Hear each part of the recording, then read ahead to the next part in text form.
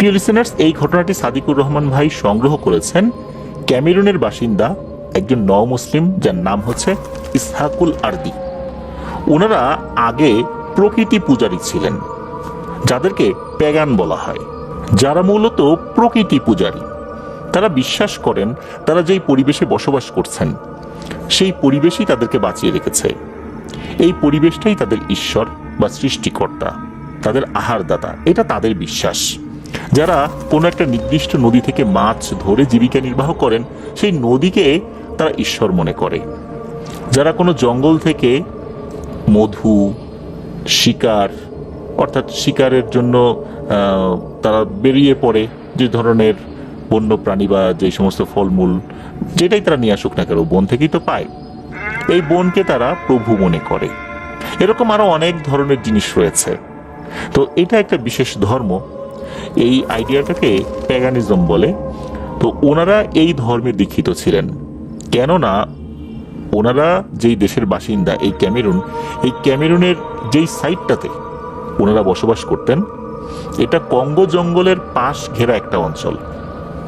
এই ক্যামেরুনে কিন্তু অসংখ্য জাতিগোষ্ঠী তাদের জীবিকা নির্বাহ করে এই জঙ্গলের মধু, ফল, কাঠ সংগ্রহ করে। যে সমস্ত জনগোষ্ঠী সেখানে রয়েছে, এদের মধ্যে বাকা জনগোষ্ঠী অন্যতম। দক্ষিণ ও দক্ষিণ পূর্ব ক্যামেরুনের ঘন কঙ্গো রেইন ফরেস্টের অংশে এই বাকা জনগোষ্ঠীর বসবাস। এই বাকা জনগোষ্ঠীর একটা অংশ বসবাস করে মোকেবা নামক গ্রামে, যাদের প্রধান কাজ হচ্ছে মধু সংগ্রহ, মাছ ধরা, বনজ ফল ও কাঠ সংগ্রহ করা। এই বাকাদের একটা বিশ্বাস হলো, যদি জঙ্গল থেকে কিছু সংগ্রহ করতেই হয় তাহলে অবশ্যই জঙ্গলের রক্ষকের অনুমতি নিতে হবে। তাদের বিশ্বাস অনুযায়ী তারা মনে করে বনের ভেতরে এক আধ্যাত্মিক অশরীরী থাকে, যাকে তারা স্থানীয়ভাবে জেঙ্গি বলে। অনেকে বলে যে এটা জিন শব্দ থেকে এসেছে, জিন থেকে জেঙ্গি। তাদের ভাষায় এটাকে আসলে ওইভাবে বলা হয় আর কি। যেমনটা প্রিয় লিসেনার্স, আমরা সুন্দরবনে যখন গিয়েছিলাম, অপারেশন সুন্দরবন নামে একটি এপিসোড করেছিলাম, আপনারা যদি সেই এপিসোডটি শুনে থাকেন, সেই এপিসোডের মধ্যে কিন্তু আমরা একদম সেখানকার লোকজনের মুখ থেকে ঘটনা সংগ্রহ করেছিলাম। সেখানে তারা কিন্তু বনদেবীর কথা বলেছে। আমরা ওখানে যাবার পর বেশ কিছু মানুষের সাথে এই বনদেবীর বিষয়ে কথা বললাম। তারা বিশ্বাস করে বনদেবী একটা নারী, এক আধ্যাত্মিক সত্তা। এই বনদেবী সুন্দরবনে সে তার আধিপত্য বজায় রেখেছে। সুন্দরবনে যারা যায় মাছ ধরে, তারপর মৌয়াল যারা মধু সংগ্রহ করে, তারা কিন্তু একটা বিশেষ রিচুয়াল করে সুন্দরবনে যায়। আবার এই বনদেবীকে কাউন্টার দেওয়ার জন্য আর একটা অবয়ব রয়েছে।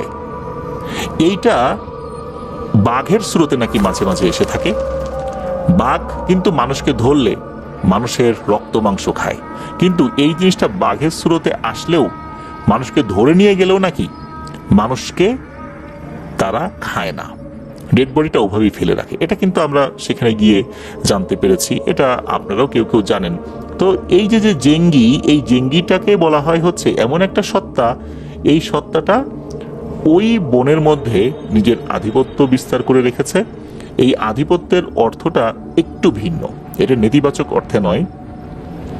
এটার অর্থ হচ্ছে বনের মধ্যে একটা সুষম শৃঙ্খলা বজায় রাখা, বন, প্রাণী এবং মানুষের মধ্যে একটা শৃঙ্খলা বজায় রাখা, একটা ভারসাম্য রক্ষা করা।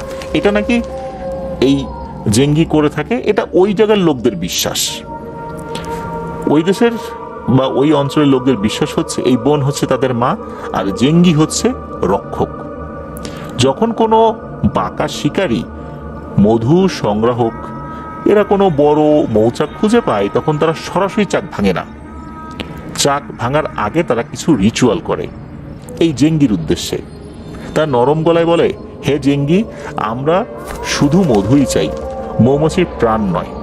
আমরা সর্বোচ্চ খেয়াল রাখবো এই বনের যাতে কোনো ক্ষতি না হয়, কারণ এই বনের বিভিন্ন জিনিস দিয়েই আমরা নিজেদের জীবিকা নির্বাহ করি, বেঁচে থাকি। তাই এই বনকে রক্ষা করার দায়িত্ব আমাদেরও। এরপর নাকি তারা ধোঁয়া জ্বালিয়ে বাতাসে ছড়িয়ে দেয়। এতে মৌমাছি দূরে চলে গেলে তারা মনে করে জেঙ্গি অনুমতি দিয়েছে, আর যদি মৌমাছি চাক ছেড়ে না যায় তাহলে তারা বুঝে নেয় জেঙ্গি অনুমতি দেয়নি। তারা বিশ্বাস করে এই যে ধোঁয়া জেঙ্গির কাছে সিগন্যাল হিসাবে যায়, তখন জেঙ্গি মৌমাছিদের একটা নির্দিষ্ট দূরত্বে নিয়ে যায়। তারপর তারা নির্দিষ্ট এলাকা থেকে মধু সংগ্রহ করে। মধু নিয়ে যাওয়ার সময় একটু মধুমক্ষী রেখে যায় গাছের গোড়ায় বা পাথরের উপরে, যেন বনের রক্ষক জেঙ্গি তার অংশ নিতে পারে। এটা তাদের বিশ্বাস। যদি কেউ এই অনুমতি না নেয়, অর্থাৎ নির্দিষ্ট রিচুয়াল না করে যদি মৌচাক ভেঙে ফেলে, তাহলে এই জেঙ্গি বা বনের রক্ষক এই জিন নাকি রেগে যায়। এতে দেখা যায় যে অনেকেই গাছ থেকে পড়ে আহত হয়েছে, মৌমাছির আক্রমণে প্রাণ হারিয়েছে। তারপর দেখা গিয়েছে যে দিনের বেলাতেই জঙ্গলে পথ হারিয়ে গিয়েছে। এরা কিন্তু সহজে জঙ্গলে পথ হারায় না, তবুও জঙ্গলে পথ হারিয়ে গিয়েছে। আর অনুমতি নেওয়া মানে হচ্ছে বনের অদৃশ্য রক্ষক এই জিনকে শ্রদ্ধা জানানো, যাতে করে মানুষ বন থেকে কিছু নিতে পারে, বনের কোনো ক্ষতি না করেই। এটা ওখানকার লোকদের বিশ্বাস। আর অনেক সময় নাকি তারা দেখে যে ধোঁয়া দেবার পরও মৌমাছি সরে যাচ্ছে না, আবার ধোঁয়া জ্বালানোর সাথে সাথেই মৌমাছি অনেক দূরে সরে যাচ্ছে, একটা মৌমাছি সেখানে নাই, একটা কামড়ও তারা দিতে আসে না। এটা একটা অদ্ভুত ব্যাপার। তো এই কারণেই মূলত তাদের এই বিশ্বাসটা অনেকটা সুদৃঢ় হয়েছে। তো এখন আসি মূল ঘটনায়। এই যে মেকোবা যেই গ্রামটা, এটা নাকি নতুন নামকরণ করা হয়েছে। এর পূর্বের নাম বা যেটা আগে ছিল, এটা ওই আরদি ভাই বলতে পারেননি। গ্রামের বাঁকা জনগোষ্ঠীর মাঝে যারা মধু সংগ্রহ করে তাদের কয়েকটি দল ছিল। প্রতিটা দলেই অভিজ্ঞ বয়স্ক লোক ছিল, আর তার আন্ডারে যুবক কিশোর এরা তো ছিলই। তারা সবগুলো দল প্রায় সময়ই একই সময় মধু সংগ্রহ করতে যেত। খুব ভোরে জঙ্গলে যেত, সারাদিন মধু সংগ্রহ করে সেটা আবার পরের দিন বিক্রি করত। সন্ধ্যার আগেই তারা জঙ্গল থেকে বের হয়ে আসতো, কারণ সন্ধ্যার পরে তো জঙ্গলে পথ হারিয়ে যাওয়াটাই স্বাভাবিক। আর তাছাড়া রাতের বেলা জঙ্গলে কেউ বিরক্ত করে না, ওই সময় জঙ্গলে থাকা নিষেধ। তো এমনই তাদের দলে একটা ছেলে ছিল, তার নাম হচ্ছে লোমে। তার কাজ ছিল গাছে উঠে মধুর চাক নামিয়ে নিয়ে আসা। মধু যখন চাকে থাকে তখন তার একটা ঝুড়ি নিয়ে ওঠে, ওই ঝুড়ির সাথে দড়ি বাঁধা থাকে। ওই চাকটা কাটার পর ওই ঝুড়ির মধ্যে ওই চাকটা রাখার পর আস্তে আস্তে ওই ঝুড়িটা নিচে নামিয়ে দিতে হয়। তো এই কাজটাই এই লোমে নামক ছেলেটা করত। একদিন তারা মধু সংগ্রহ করার জন্য গহীন জঙ্গলে যায়। অন্য দিনের তুলনায় একটু ভেতরেই যায়। তারা অনেক মধু দেখতে পায়। তারা তাদের সব কাজ সম্পন্ন করার পর মধু সংগ্রহ করা শুরু করে, অর্থাৎ তারা যে রিচুয়ালটা করে এটা করার পর মধু সংগ্রহ করতে শুরু করেছে। তখন লোমে দেখতে পায় একটা বেশ বড় গাছে অনেক মৌচাক রয়েছে, আর এগুলো অনেক বড় বড় মৌচাক। এক একটা মৌচাকে নাকি প্রায় 30 থেকে 40 কেজি মধু রয়েছে বলে তারা বুঝতে পেরেছে আর কি। তখন এই লোমে তাদের দলনেতাকে বলে, আচ্ছা আমরা এই গাছ থেকে কেন মধু সংগ্রহ করছি না? অতি কম সময়ে বেশি মধু সংগ্রহ করতে পারবো, আর এগুলো বিক্রি করেও তো বেশি টাকা পয়সা অর্জন করতে পারবো। তখন নাকি তাদের দলনেতা বলে, এই বেটা চুপ থাক, এই কথার একবার মুখে আনবি না। এই অংশে কোনো মধু কাটার জন্য আমরা আজকে পূজা অর্চনা করি নাই, জেঙ্গির কাছ থেকে অনুমতি নেই নেই, সুতরাং এটা করা যাবে না। এটা করলে অন্য দিন করতে হবে, কিন্তু সেটা খুব কাছাকাছি সময় করা যাবে বা কয়েকদিনের মধ্যে করা যাবে এটা মনে হচ্ছে না। এটা একটা নির্দিষ্ট নিয়ম আছে, নিয়ম মেনে তারপর করতে হবে। তোরা ছোট, তোরা এগুলো বুঝবি না, আস্তে আস্তে আমাদের সাথে থাক, কাজ শেখ, এইসব নিয়ম কানুন সম্পর্কে জানতে পারবি। এদিকে এই লোমের ছেলেটা কথা শুনে বলে, না এটা কেমন কথা হইলো, এই গাছ থেকে আমরা মধু নামানোর সাথে সাথে তো একসাথে অনেক মধু পাবো, টাকা পয়সা ভালোই উপার্জিত হবে। অন্য দল এসে তো এখান থেকে মধু কেটে নেবে, তখন কি হবে? পরে এসে যদি এখানে না পাওয়া যায়, এখান থেকে কাটাটা কিন্তু দরকার। তখন এই যে দলনেতা যিনি খুব বিরক্ত হন, বিরক্ত হয়ে ঠাস করে একটা চর বসিয়ে দেন এই লোমের গালেতে। সে চরকে চুপচাপ বসে থাকে। দলনেতার উপরে কিন্তু আর কথা বলা যাবে না, যেহেতু উনি খুব রেগে গেছেন। জঙ্গলের কিছু নিয়ম কানুন তো আছে, তো সে চুপ করে বসে থাকে। কিন্তু চুপ করে বসে থাকলো এই লোমের মনের মধ্যে কিন্তু অন্য একটা মতলব ঘোরাফেরা করতেছিল। তারা যখন ওখানকার যে কাজগুলো, দলনেতা যেই যেই জায়গা থেকে মৌচাক থেকে মধু সংগ্রহ করতে বসে, এগুলো শেষ করার পর সবাই বাড়িতে চলে আসে।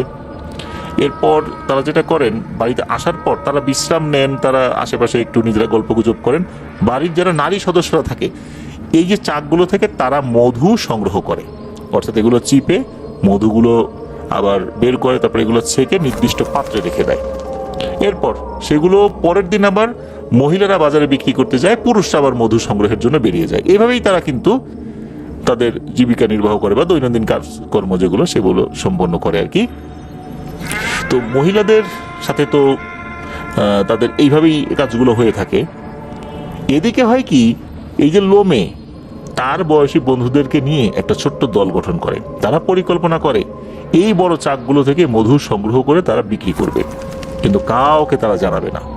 তারা 10 জনের একটা দল গঠন করে। কয়েকদিন পর এক রাতে লোমে এবং তার বন্ধুরা পরিকল্পনা করে যে আজকে তাড়াতাড়ি ঘুমিয়ে যেতে হবে, খুব ভোরবেলা উঠতে হবে, সবাই জেগে ওঠার আগেই ওই জায়গায় চলে যেতে হবে। তো সেটাই করে। তারা যতই ভোরে উঠুক না কেন, ওই জায়গায় পৌঁছতে পৌঁছতে প্রায় কিন্তু 2 থেকে 2.5 ঘন্টা লেগে যায়। তারা সেখানে যাবার পর লোমে সহ আরো 2 জন মধু সংগ্রহ করার জন্য গাছে ওঠে। এই মধুর চাক ছিল গাছের সবচেয়ে উপরের ডালগুলোতে। প্রতিটা চাকে কমপক্ষে প্রায় 30 থেকে 40 কেজির মতো মধু রয়েছে। তারা যখন মধু সংগ্রহ করে, রশি এবং ঝুড়ির মাধ্যমে চাকগুলো কেটে নিচে দিচ্ছিল, তখন তারা লক্ষ্য করে আরো উপরে 2টি ডালে একসাথে একটা চাক ঝুলে আছে, মানে 2টা ডাল মিলিয়ে একটা চাক, এইভাবে আর কি। এটি অনেক বড় এবং সেখানে একটাও মৌমাছি নেই। অবাক করা বিষয়, প্রত্যেকটা চাকেই মৌমাছি রয়েছে, কিন্তু সেখানে কোনো মৌমাছি নেই। ওই লোমে বলে যে এই চাকে তো অনেক মধু দেখা যাচ্ছে, কিন্তু একটাও মৌমাছি নেই, মৌমাছি মনে হয় অন্য কোথাও উড়ে গেছে, সুতরাং এটা তো নিতেই হবে। অন্য একটা ছেলে বলে যে আচ্ছা, এত উপরে যাওয়াটা কি ঠিক হবে? এত বড় চাক ভাঙাটা কি উচিত হবে? এখানে মৌমাছি নাই, বিষয়টা তো আমাকে ভাবাচ্ছে, এটা তো স্বাভাবিক বলে মনে হচ্ছে না। লোমে কিন্তু নাছোড়বান্দা, সে বলে না, এটা সংগ্রহ করতেই হবে। তখন এই লোমের সাথে থাকা সে একজনকে বলে যে এই যা, তুই উপরে যা, আমি চাক ধরবো, তুই উপর থেকে কেটে দিবি, আর একজন ঝুড়ি দিয়ে নিচে নামাবি। তো লোমের কথা মতো একটা ছেলে গাছের উপরের অংশে উঠতে গেলে তখন সে দেখে ওই মধুর চাকের উপরের দিকে একটা বেশ বড় আকৃতির সাদা সাপ বসে আছে, আর সে ওই চাক থেকে মধু খাচ্ছে। এটা দেখে সে ভয় পেয়ে যায়, সাপ আবার মধু খায় নাকি? এটা কেমন কথা, সাপ তো মধু খায় না। এটা দেখার পর সে লোমকে বলে এই উপরে যাওয়া যাবে না রে, এখানে একটা বড় সাপ বসে আছে, মধু খাচ্ছে। তখন বলে এই তুই নাম, আমি যাচ্ছি উপরের দিকে। তখন ওই ছেলেটা নিচের দিকে নেমে আসে আর লোমে উপরের দিকে যায়। যাবার পর লোমে দেখে যে সত্যি তাই, উপরে একটা সাপ বসে আছে। এই সাপটা একদম সাদা ধবধবে, সে মধু খাচ্ছে। তখন করে কি, একটা শুকনো ডাল যেটা ওই গাছেই ছিল এক হাত দিয়ে ভেঙেছে, ভেঙে ওই শুকনো ডাল দিয়ে ওই সাপটাকে তাড়িয়ে দিতে চায়। সাপটি তাদের দিকে তাকায়, মনে হচ্ছে সাপটি তাদের দিকে তাকিয়ে ভয় পেয়ে গেছে, হঠাৎ করে মানুষ তাকে দেখে ফেলেছে, সে বেশ ভয় পেয়ে যায়। কি করবে, ওখান থেকে সে নড়াচড়াও করতে পারছে না, এমন একটা অবস্থা। আর এই যে লোমের সাথে থাকা যে ছেলেটি প্রথম সাপটি দেখেছিল, সে বলে যে লোমে, আমাদের মনে হয় ফিরে যাওয়া উচিত, সাপটা সম্পূর্ণ ভিন্ন আর দুধের মতো সাদা, এমন সাপ তো আগে কখনো দেখি নাই, আর সাপ তো মধু খায় না, এ মধু খাচ্ছে, আমার কাছে তো স্বাভাবিক বলে মনে হচ্ছে না। আর আমাদের দলবন্ধের কাছ থেকে আমরা বলতে শুনেছি দুপুরে গাছে জিন ঘুরে বেড়ায়।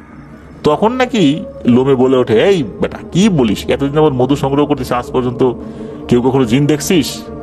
এসব ভুয়া কথা। আমরা যাতে বেশি পরিমাণে মধু সংগ্রহ করতে না পারি, এই জন্য এই সমস্ত কথাগুলো আমাদেরকে শোনানো হয়। এগুলো মুরব্বীদের মন ভুলানো কথা আর কি, মানে ছেলে ভুলানো কথা, আমাদেরকে ভুলানোর জন্য এই ধরনের কথাবার্তা বলে। আমরা যখন বড় হবো, আমরাও ছোটদেরকে ভুলানোর জন্য এই ধরনের কথাবার্তা বলবো। সুতরাং এসব বিষয় মানা যাবে না। এ কথা বলার পর ওই লাঠিটা, যেটা ওই যে একটা শুকনো ডাল, এটা দিয়েই কিন্তু এই লোমের সাপটিকে আঘাত করে। কিন্তু আঘাত করার পরও সাপটা নিজের জায়গা থেকে নড়াচড়া করছিল না, বা কোনো কারণে নড়াচড়া করতে পারছিল না। তবে সে যখন দ্বিতীয়বারের মতো আঘাত করে, তখন সাপটি লেজ নাড়ায়।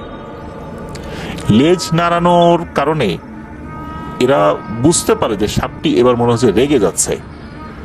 এদিকে সাপটি কিন্তু খুব বেশি নড়াচড়াও করছে না। এই কারণে নড়াচড়া করছে না, হয়তো নড়াচড়া করলে ওই ডাল থেকে সে পড়ে যেতে পারে নিচে, এটা বুঝতে পেরেছে। আবার সে সেখান থেকে অন্য জায়গায় সরেও যাচ্ছে না।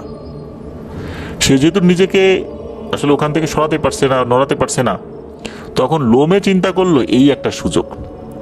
তারা যখন গাছে ওঠে, ওই যে চাক কাটার জন্য তো ধারালো একটা কাঁচির মতো থাকে, এই কাঁচিটা কিন্তু খুবই ধারালো হয়। ওইটা দিয়ে, এই লম্বা কাঁচি তো দূর থেকেই আঘাত করা যায়, এই লম্বা কাঁচিটা দিয়ে মারে এক কোপ ওই সাপটার কোমর বরাবর, অর্থাৎ তার বডির ঠিক মাঝ বরাবর। এক কোপেই কিন্তু সাপটা দুই ভাগ হয়ে যায়। আর সাথে সাথে নাকি দূর থেকে মনে হলো কে যেন প্রচন্ড জোরে একটা চিৎকার করলো, প্রচন্ড জোরে, এমন তীক্ষ্ণ এক চিৎকার, এক চিৎকারে মনে হলো যে পুরো আকাশ বাতাস প্রকম্পিত হয়ে গেছে। সাথে সাথে জঙ্গলের মধ্যে ঝড়ো বাতাস শুরু হয়ে গেছে। আর ওই সময় ঘটে আর একটা ঘটনা, এই সাপটা যখন দুই ভাগ হয়ে গেল, তখন ওই সাপটার শরীর থেকে একদম কালো কুচকুচে রক্ত বের হলো। রক্তটা এমনভাবে ছিটতে শুরু করলো, এই রক্ত ছিটে কিন্তু এই লোমে এবং তার সাথে থাকা দুইজন, এরা দুইজনই কিন্তু, বা এই তিনজনই কিন্তু, তারা এই রক্ত দ্বারা রঞ্জিত হয়ে গিয়েছিল। এর মধ্যে তিনজন তো আসলে একই লেভেলে নাই গেছে, একদম নিচ দিকে কেউ আছে, নিচ দিকে বলতে যতটুকু উঠেছে এই তিনজনের মধ্যে সবার নিচের দিকে যে আছে, এরপর মিডিলে কেউ আছে, তারপর সবার উপরে। উপরে তো ওই সময় লোমে ছিল। ওই সময় যেটা হয় সেটা হচ্ছে যে নিচে থাকা ছেলেটা কোনো কারণ ছাড়াই এক চিৎকার দিয়ে নিচে পড়ে যায়, মনে হলো কেউ ওকে ধাক্কা দিয়ে ফেলে দিয়েছে, ও নিচে পড়ে গেল। ওইদিকে এই যে 10 জনের যে দল, এই 10 জনের দলের মধ্যে কিন্তু 3 জনই শুধু এখানে আসছিল, 7 জন অন্য সাইডে গিয়েছে। তারা কিন্তু এসব কিছুই বুঝতে পারছে না।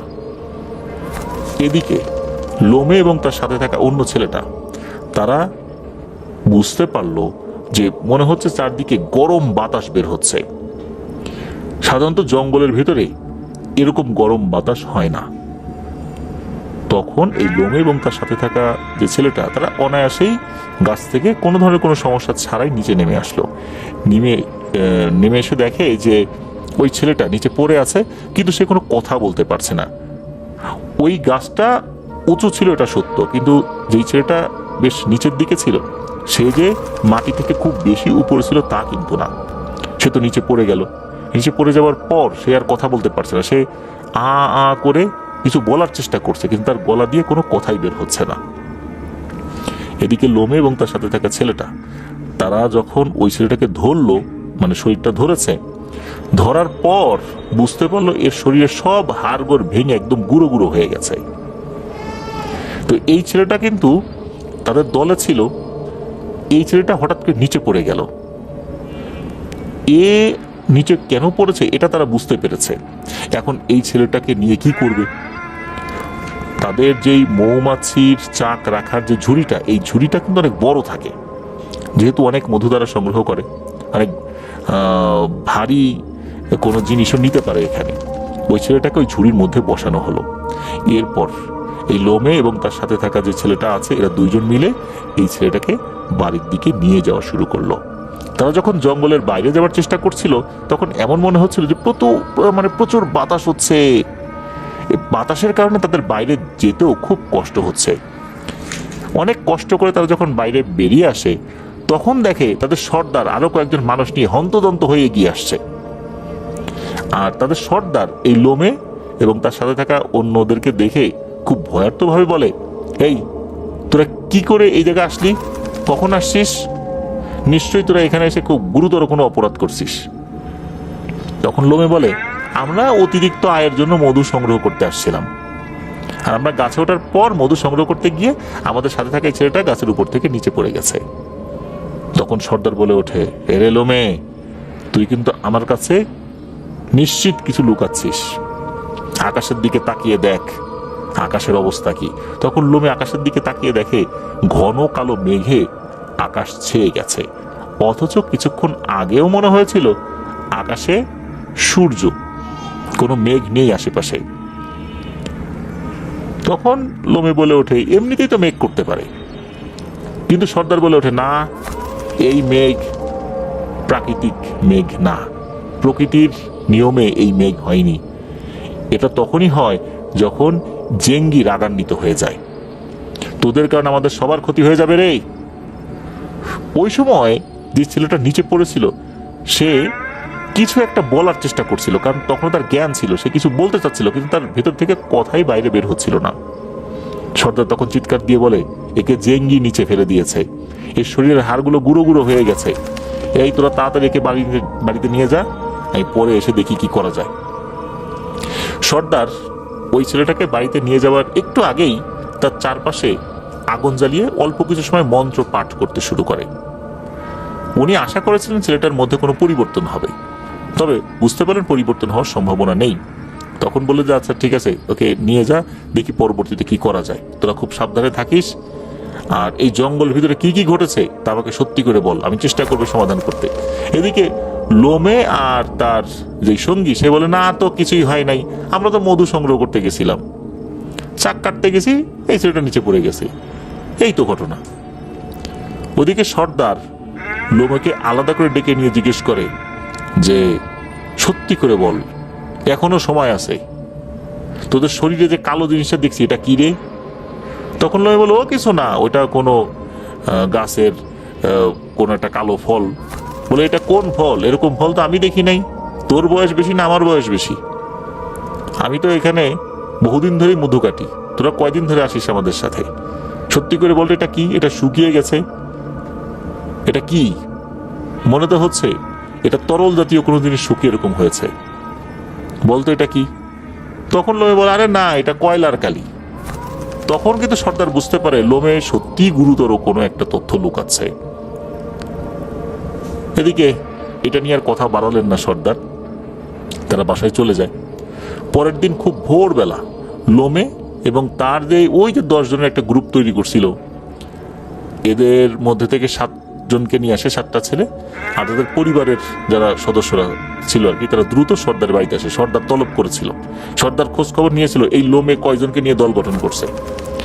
তো তারা এসে দেখে সর্দারের বাড়িতে সব সদস্যরা সর্দারের চারপাশে বসে আছে, আর সর্দারের শরীর রক্তাক্ত।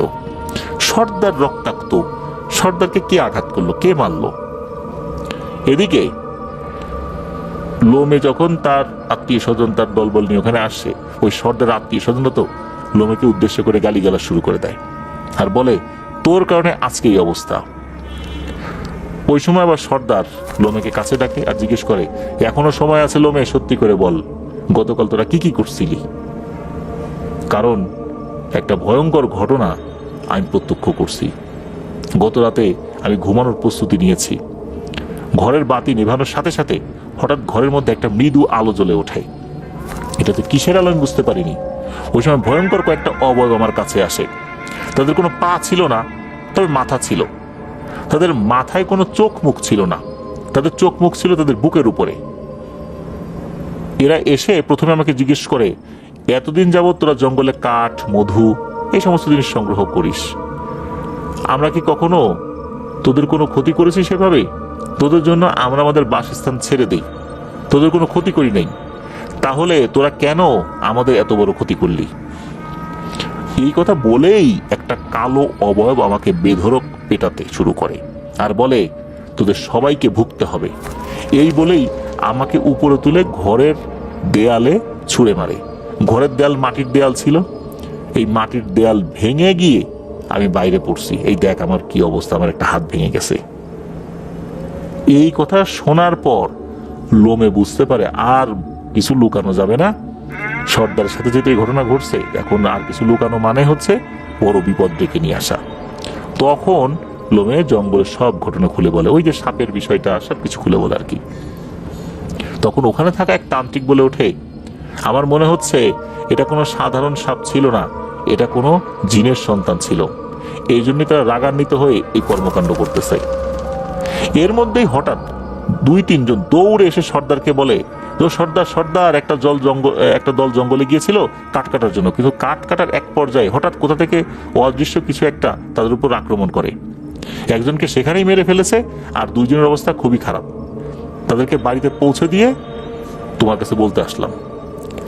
তখন এ কথা শুনে সর্দার সেখানে উপস্থিত থাকা কয়েকজন তান্ত্রিককে ডেকে বলতে থাকে, আপনারা আপনাদের মতো করে এর খোঁজ খবর নেন, সমস্যা কি আর সমাধানটাই বাকি। সমস্যা তো বুঝতে পারছি, কিন্তু এত গুরুতর সমস্যা কেন হচ্ছে, অপরাধ এরা করছে, অন্যদেরকে কেন আঘাত করছে, এটা তো আবার বুঝতে পারতেছি না। তখন কয়েকজন তান্ত্রিক তারা নিজেদের মতো করে তাদের তন্ত্রমন্ত্র শুরু করে, কিন্তু কোনো কাজ করতে পারছিল না। রাতে 2-3 জন তান্ত্রিক যখন তাদের নিজেদের মতো করে রিচুয়াল করে, তখন হঠাৎ কোনো একটা অদৃশ্য কিছু তাদের উপর হামলে পড়ে চর থাপ্পড় দিতে শুরু করে, আর তাদেরকে সতর্ক করে বলে, যদি বাঁচতে চাস আর গ্রামবাসীর ভালো চাস তাহলে চুপ করে বসে থাক, আর আপাতত কেউ এই জঙ্গলে যাবি না। এই বলে এদেরকে নাকি বেধড়ক মারতে মারতে অজ্ঞান করে ফেলে। পরের দিন সকালবেলা গ্রামে কিছু মানুষ তাদেরকে জঙ্গলে যাওয়ার সময় রাস্তায় অজ্ঞান অবস্থায় পায়। তারা তো বাসায় বসে রিচুয়াল করছিল না, বিভিন্ন জায়গায় জঙ্গলে যাওয়ার পথে বিভিন্ন জায়গায় আলাদা আলাদা ভাবে করছিল আর কি। তাদের যখন জ্ঞান ফেরত আসে তখন গ্রামের মানুষকে সবকিছু খুলে বলে। প্রত্যেকের বক্তব্য এক, যদিও বা তারা আলাদা আলাদা ভাবে বসেছিল আর কি। তখন গ্রামবাসী সর্দারের কাছে যায় আর বলে, তারা যদি এভাবে বসে থাকে তাহলে তো তাদেরকে না খেয়ে মরতে হবে, কারণ তাদের উপার্জনের একমাত্র মাধ্যমই হচ্ছে এই জঙ্গলটা। জঙ্গল ছাড়া তাদের উপার্জনের আর কোনো পথ নাই, তারা এই কাজ করেই খায়। তখন সবাই খেয়াল করে সবার কোনো না কোনো ক্ষতি হলেও এই লোমের কোনো ক্ষতি হয় নাই, অথচ এই লোমেই সেদিন সাপটিকে হত্যা করেছিল। আর বাকিদের সবার অবস্থায় খুব খারাপ ছিল। সবাই লোমেকে জিজ্ঞেস করলে সে বলে সে প্রতি রাতেই নাকি কিছু ভয়ঙ্কর অবয়বকে দেখে, যারা কান্না করতে করতে স্বপ্নের মধ্যে আসে, তাকে ভয় দেখায়, কিন্তু তার গায়ে হাত দেয় না, শুধু একটাই কথা বলে, তুইও এই একই কষ্ট ভোগ করবি। তারপরে নাকি তারা চলে যায়। এদিকে খবর নিয়ে দেখা যায় প্রায় প্রতি রাতেই এই অবয়বগুলো তাদের কাছে আসে, যারা সেদিন লোমের সাথে গিয়েছিল, আর তাদের ভয়ঙ্করভাবে মারধর করে, তাদের শরীরের প্রতিটি অংশ ভেঙে রেখে চলে যায়। এমন একটা অবস্থা। এর মধ্যে ওই 10 জনের মধ্যে সবাই তার ছিল না ওখানে, কেউ কেউ আশেপাশে ছিল আর কি, এদেরও কিন্তু মৃত্যুবরণ করতে হয়েছে, হাত পা একদম ভেঙে দিয়েছে। কেউ কেউ বেঁচে গিয়েছে, একদম পঙ্গু অবস্থায় রয়েছে। এই বেঁচে থাকার থেকে মরে যাওয়াই হয়তো বা ভালো ছিল। একই গ্রামের এক বৃদ্ধ তান্ত্রিক এগিয়ে আসেন আর লোমেকের সামনে নিয়ে এক রিচুয়াল শুরু করেন। কিছুক্ষণের মধ্যেই চারপাশ অন্ধকার করে এক বিশাল ঝড় মনে হচ্ছে এগিয়ে আসছে। এমন মনে হচ্ছিল জঙ্গলের সব গাছপালা উঠে চলে আসছে। তখন কিছু ভয়ঙ্কর আকৃতির সাপ তাদের সামনে চলে আসে। এটা দেখে অনেকেই ভয় পেয়ে দৌড়ে পালিয়ে যায়। তান্ত্রিক যখন জিজ্ঞেস করে যে এই সমস্ত ক্ষতি এরা কেন করছে, তখন এই সাপ যেগুলো আসে এরা কিন্তু মানুষের মতো কথা বলতে থাকে। তখন এই সাপগুলোর মধ্যে একটা সাদা কালো রং মিশ্রিত সাপ মানুষের মতো কথা বলতে শুরু করে। তার মাথায় নাকি একটা উজ্জ্বল মণি ছিল। এই মণিটা ছিল লাল এবং সবুজের মিশ্রণ। তখন সেই সাপটি বলে, আমার ছোট ছেলে, যার বয়স তোদের সন্তানদের দিকে যদি তাকানো যায় 3 বছরের বাচ্চা যেরকম হয় ওই রকম, সে মধু খেতে খুব পছন্দ করে। একদিন সে মধু খেতে চাইলে আমরা তাকে মধু এনে দেই, কিন্তু সে সরাসরি চাক থেকে মধু খেতে চায়। তখন আমরা তাকে জঙ্গলের উঁচু একটা গাছের সবচাইতে উপরের ডালে যে মৌচাকটা আছে ওই মৌচাকের কাছে যাই, আর সেখান থেকে মৌমাছিদেরকে কিছু সময়ের জন্য দূরে সরে যেতে বলি। ওরা আমাদের তো সিগন্যাল বুঝতে পারে, ওরা সরে চলে যায়। এরপর মধু খেতে দেই, ওই সময় এরা ওখানে চলে আসে। আর সব সময় এই জঙ্গলে যারা মধু কাটতে আসে তারা কিন্তু একটা নির্দিষ্ট পূজা করে মধু কাটা শুরু করে। যেহেতু কেউ ওই সময় কোনো আনুষ্ঠানিকতা করেনি, তা আমরা নিশ্চিত ছিলাম যে কেউ মধু সংগ্রহ করার জন্য এখানে আসবে না। আজ পর্যন্ত কেউ তো এরকম করেও নাই, কিন্তু এরাই এই কাজটা করছে। ওই সময় আমরা বাচ্চাটাকে রেখে একটু দূরে চলে গেছি অন্য একটা কাজে। হঠাৎ আমার ছেলের মৃত্যুর খবরটা শুনতে পাই। দূর থেকেই আমরা চিৎকার দেই। এসে দেখি এরা আমার ছেলেকে হত্যা করেছে। তখন তান্ত্রিক বলে, এরা তো জেনে শুনে হত্যা করেনি। তখন নাকি ওই জিনটা বলে, এদের বোঝা উচিত ছিল এই ধরনের সাপ নতুন, আর ওদের সাথে একটা ছেলে তো বলেছিল এটা স্বাভাবিক কোনো সাপ না, তারপরও এরা তাকে হত্যা করেছে। তান্ত্রিক জিজ্ঞেস করে, হত্যা করেছে তো লোমে, কিন্তু অন্যদের উপর কেন অত্যাচার করা হচ্ছে, অন্যদেরকে কেন মেরে ফেলা হচ্ছে? সাপটি বলে, প্রথমত সেদিন লোমের সাথে যারা ছিল তারা সবাই অপরাধী, আর সর্দার হিসাবে সে তার দায় এড়াতে পারে না। এই জন্য এর সকল দায়ভার সর্দারকেও নিতে হবে। আমি সর্দারকে নিষেধ করেছিলাম কেউ যেন জঙ্গলে না যায়, তারপরে এরা জঙ্গলে গিয়েছে। সেখানে আমার অনুগত জিনেরা ছিল, তারাই মূলত এদের উপর আক্রমণ করেছে। আর লোমেকে আমি কোনো ক্ষতি করব না, তবে সময় মতো লোমে তার শাস্তি ভোগ করবে। যে কষ্ট আমরা পেয়েছি সে কষ্ট ওকেও ভোগ করতে হবে। তান্ত্রিক যখন তাদের অনেক অনুরোধ করতে শুরু করে, এই মানুষগুলো যদি জঙ্গলে না যায় তাহলে না খেয়ে মারা যাবে, এভাবে অনুরোধ করতে শুরু করে। আরো বলে এরা ভুল করেছে, মাফ করে দেন, এরা তো আমাদের মতো বয়স্ক না, বয়স্করা তো কেউ এই কাজ করেনি, এরা তো অল্প বয়স্ক। অনেক আকুতি মিনতি করার পর এক পর্যায়ে সাপটি বলে, আচ্ছা ঠিক আছে, আমরা তাদের আর কোনো ক্ষতি করব না, তারা তাদের কাজ করুক, তবে এরা জঙ্গলের উত্তর দিক ছাড়া বাকি 3 দিকে কাজ করতে পারবে। যদি কেউ ভুল করে উত্তর দিকে যায় তাহলে তাকে আর কখনোই খুঁজে পাওয়া যাবে না, এটাও বলে দিয়ে গেলাম। তখন তান্ত্রিক তার কথা মেনে নেন। তান্ত্রিক বলেন লোমকে মাফ করে দেন। তখন না কেউ সাপটি বলে ওঠে, তুমি বৃদ্ধ মানুষ, এই জন্য তোমার ডাকে সাড়া দিয়ে কিন্তু আসছি, শুধু তোমার সম্মানে তোমার কথা মেনে নিছি। সেদিন যারা মধু সংগ্রহ করতে গিয়েছিল তারা বাদে যাদের উপর আক্রমণ করা হয়েছে, যারা আহত হয়েছে, তাদের সবাইকে আমরা যথাসম্ভব সুস্থ করে দিব। আর লোমের কোনো ক্ষতি করি নাই, তার কোনো ক্ষতি করব না সরাসরি, কিন্তু সে তার শাস্তি ভোগ করবেই। এই বলেই নাকি তারা অদৃশ্য হয়ে যায়। তখন তান্ত্রিক সবাইকে সবকিছু বুঝিয়ে দেন আর লোমকে বলেন সাবধানে থাকার জন্য। কিছুদিনের মধ্যে সবাই মোটামুটি সুস্থ হয়ে যায়। অবাক করা বিষয় হলো, এদের হাড় গোড় ভেঙে গিয়েছিল তারা কাকতালীয়ভাবে নাকি পুরোপুরি সুস্থ হয়ে যায়। তবে প্রথম যে ছেলেটি গাছ থেকে পড়ে গিয়েছিল সেই ছেলেটা আর সুস্থ হয়নি। সে প্রায় 2 বছর ধুকে ধুকে বেঁচেছিল। সে মাঝে মাঝে তার মাকে বলতো তাকে মেরে ফেলতে, কারণ সে কথা বলার শক্তি একটা সময় ফিরে পেয়েছিল। সে কথা বলা আর মাথা নাড়ানো ছাড়া কিছুই করতে পারতো না। আর বাকিদের কিছু কিছু সমস্যা রয়ে যায়, ওই দলে যারা ছিল, তারা ওই সময় গাছের নিচে ছিল না কিন্তু অন্য সাইডে ছিল, তাদের কিছু কিছু সমস্যা রয়ে যায় আর কি। এই ছেলেটা 2 বছর পর মারা যায়। সে খুব কষ্ট পেত, এই জন্য তার মাকে বলতো কুড়ুল দিয়ে একটা কোপ দিয়ে তাকে যেন মেরে ফেলে তার মা। আর কষ্ট সে সহ্য করতে পারতেছে না। এদিকে লোমে কিন্তু একদম সুস্থ স্বাভাবিক, সে বাস্তবে ভয়ও পাচ্ছে না, এমনি স্বপ্নের মধ্যে কিছু দেখেছিল। আর এই যে সাপের সাথে যখন মিউচুয়াল হয়ে গেল তখন কিন্তু সে স্বপ্নও আর দেখে না। এই ঘটনার পর প্রায় 5 বছর কেটে যায়, সবকিছু স্বাভাবিক হয়ে যায়। 5 বছর পর লোমে বিয়ে করে। বিয়ের প্রথম রাত থেকে তার স্ত্রীর সাথে কিছু অস্বাভাবিক ঘটনা ঘটতে শুরু করে। বিয়ের ঠিক পরের দিন সকালবেলা ঘুম থেকে উঠে লোমের স্ত্রী বলতে থাকে যে সে নাকি একটা অদ্ভুত স্বপ্ন দেখেছে। স্বপ্নে দেখে 2 থেকে 3 জন মানুষের মতো কিছু একটা আসছিল, তাদের চেহারা অস্বাভাবিক।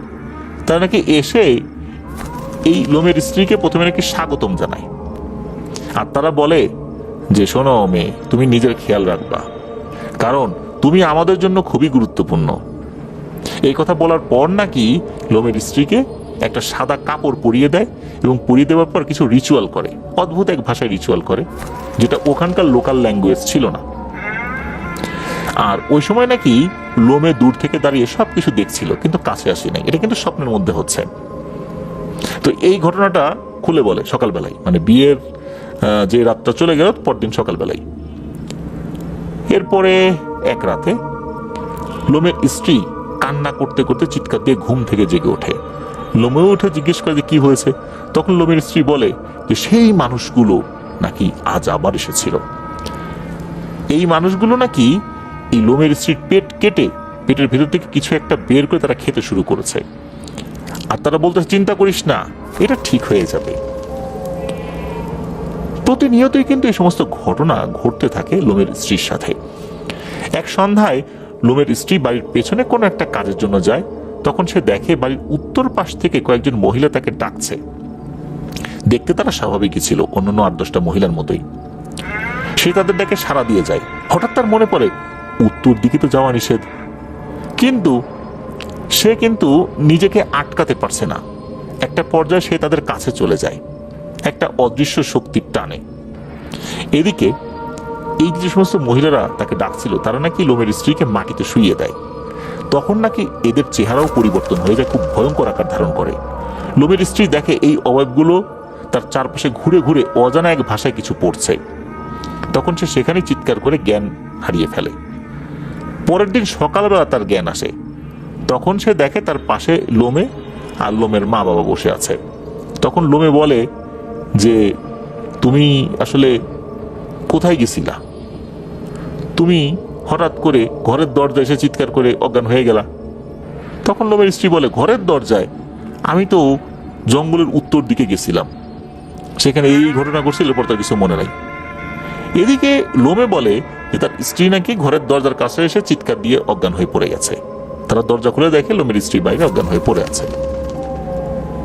এই হলো লোমে এবং তার মা বাবার বক্তব্য। আর লোমের স্ত্রীর বক্তব্য কিন্তু আলাদা। লোমের শ্বশুর সেও জানতে পারলো, অর্থাৎ লোমের স্ত্রীর বাবা আর কি, সব শুনে উনি চিন্তা করলেন যে বিষয়টা তো স্বাভাবিক না, অনেক বড় ধরনের একটা সমস্যার দিকে এগিয়ে যাচ্ছে এরা। লোমের শ্বশুরের এক ভাই, ইনি ছিলেন তান্ত্রিক, তো তাকে নিয়ে আসা হয়। শেষে ঝাড়ফুঁক করে দেয় এবং সে বলে যে বিয়ের তো বেশ কিছুদিন হয়ে গেছে, লোমের স্ত্রী এখন গর্ভবতী, এই জন্যই কিছু দুষ্টু জিন তাকে ভয় দেখানোর চেষ্টা করছে, এগুলো ঠিক হয়ে যাবে। ওই তান্ত্রিক তাকে কিছু পাথর দিয়ে যায়, তাদের বিশ্বাস অনুযায়ী এগুলো শরীরে ঝুলিয়ে রাখতে বলে। সন্ধ্যার পরে বাড়ির বাইরে যেতে নিষেধ করে। এদিকে তাদের সময় ভালোই কাটছিল। লোমের স্ত্রী লক্ষ্য করে সে যদি কোনো আঘাতপ্রাপ্ত হতে যায়, যেমন হোঁচট খেয়ে পড়ে যাবে ভাবে, মনে হচ্ছে এমন সময় কোনো অদৃশ্য শক্তি তাকে ধরে ফেলে। রাতে ঘুমালে সে এখন স্বপ্নে দেখতে শুরু করে কয়েকজন নারী এসে তাকে খুব পুষ্টিকর ফলমূল খাবার এগুলো খাওয়ায়। আর সে ঘুম থেকে উঠে সেই খাবারের স্বাদ মুখে বুঝতে পারে। এই ঘটনাগুলো সে প্রথমে কারোর সাথে শেয়ার না করলেও এক রাতে ঘুমানোর সময় লোমের সাথে শেয়ার করে। তখন লোমে বলে এখন সে গর্ভবতী হওয়ার কারণে তার অনেক কিছু খেতে মন চায়, এই জন্য হয়তো এরকম স্বপ্ন দেখে। আর তাছাড়া লোমে বলে যে সে তো কিছু জিনিস এনে দেয়, সবকিছু যে এনে দিতে পারে তা না, হয়তোবা যেগুলো এনে দিতে পারে না সেগুলোই সে হয়তোবা স্বপ্নের মধ্যে এগুলো দেখে। লোমে তো তার সামর্থ্য অনুযায়ী এনে দেয় আর কি। তো যাই হোক, লোমে যখন এই কথা বলে, এই কথার পরে লোমের স্ত্রী আর কিছু বলেনি। সে চিন্তা করে এগুলো মনে হয় আমার কল্পনাই। কিন্তু ঘুম থেকে উঠে এগুলো স্বাদ সে কিভাবে অনুভব করে। ওই রাতে তো লোমের স্ত্রী ঘুমিয়ে যায়। ওই রাতেই ঘুমের মধ্যে স্বপ্নে এসে দেখে যে এই মহিলাগুলো এসেছে, তাদের হাতে অনেক খাবার, কিন্তু এই খাবারগুলো তারা লোমের স্ত্রীকে দিচ্ছে না। বলছে তোমাকে তো মানা করা হয়েছিল যে কাউকে এই বিষয়ে না বলার জন্য, তুমি কেন তোমার স্বামীকে বলেছ? তখন লোমের স্ত্রী তাদের কাছে মাফ চায় এবং বলে কাউকে সে আর কিছুই বলবে না। এদিকে এত কিছু হয়ে যাচ্ছে, লোমের স্ত্রী সে কিন্তু আর নতুন করে কাউকে কিছু বলছে না। এদিকে পরিবারের সদস্যরা এমন কোনো সমস্যা ফেস করছে না যাতে করে মনে হতে পারে যে লোমের স্ত্রীকে কোনো তান্ত্রিক বা ওঝার কাছে নিয়ে যাওয়া প্রয়োজন। এমনকি এই বিষয়গুলো নিয়ে তারা নিজেরাও নিজেদের মধ্যে আলোচনা যেহেতু করছে না, বাইরের কেউ জানতেও পারেনি, তাদের আত্মীয় স্বজনরাও জানতে পারেনি। লোমের স্ত্রী কিন্তু সেও এই যে মানা করা হয়েছে যেহেতু, সে নতুন করে যাই ঘটুক না কেন, স্বপ্নের মধ্যে যাই ঘটুক না কেন, সে কিচ্ছু বলে না। তো এইভাবে দেখতে দেখতে সময় পার হয়ে যাচ্ছে। একটা সময় লোমের স্ত্রী সে দুটি সন্তানের জন্ম দেয়, যমজ বাচ্চা, একটা ছেলে একটা মেয়ে। তাদের শরীর স্বাস্থ্য খুব ভালো ছিল, এমনিতে কোনো ধরনের গর্ভকালীন জটিলতাও যেরকম লোমের স্ত্রী ফেস করেনি। সন্তান ভূমিষ্ঠ হওয়ার পরও সন্তানদের মধ্যে কোনো রোগ বালাই ওভাবে দেখা যাচ্ছিল না, একদম স্বাভাবিকই ছিল সব সময়। কিছুদিন পরে এক রাতে লোমে কোনো এক কাজে রাতে বাসায় আসেনি। লোমের স্ত্রী তার সন্তানদেরকে নিয়ে ঘুমিয়ে আছে। হঠাৎ সে দেখে সেই মহিলাগুলো এসেছে, আর এই সন্তানদেরকে কোলে নিয়ে তারা দেখছে। তারা নিজেরা বলছে, মানে তাদের ভাষায়, ওখানকার যে লোকাল ল্যাঙ্গুয়েজ আর কি, এটা হলো প্রথম মাস, এই বলে তারা চলে যায়। লোমের স্ত্রী মনে করেছিল যে তারা তাকে কিছু খাবার দিয়ে যাবে, কিন্তু না, কোনো খাবার কিন্তু দিল না।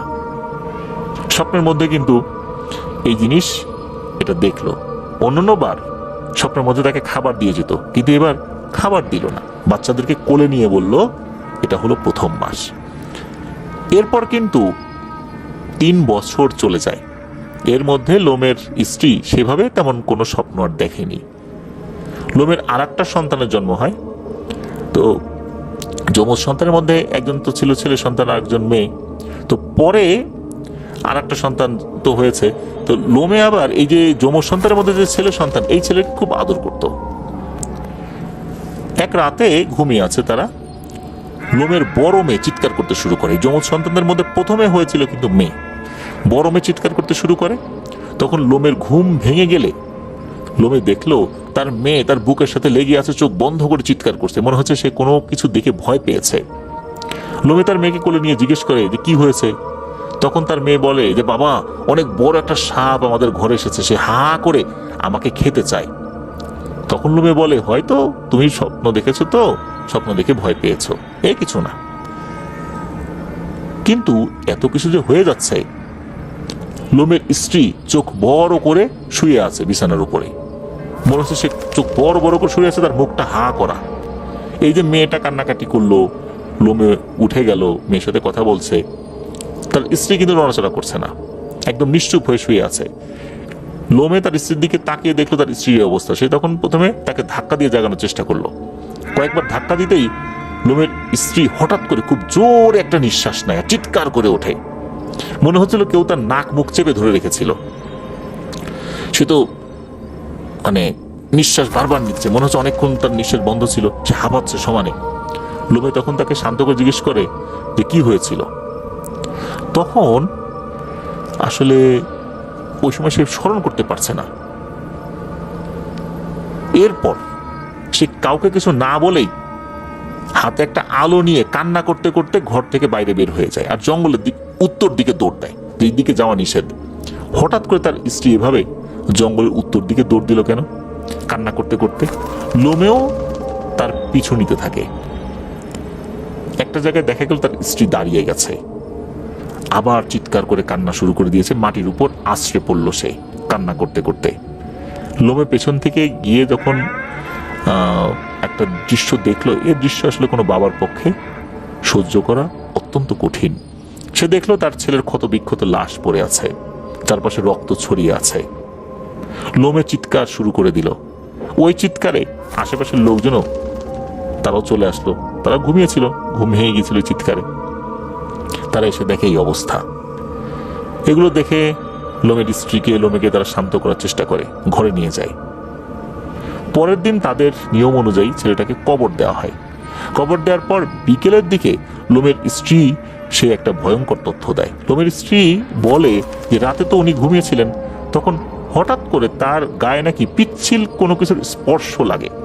এরপর তার নাকি ঘুম ভেঙে যায়।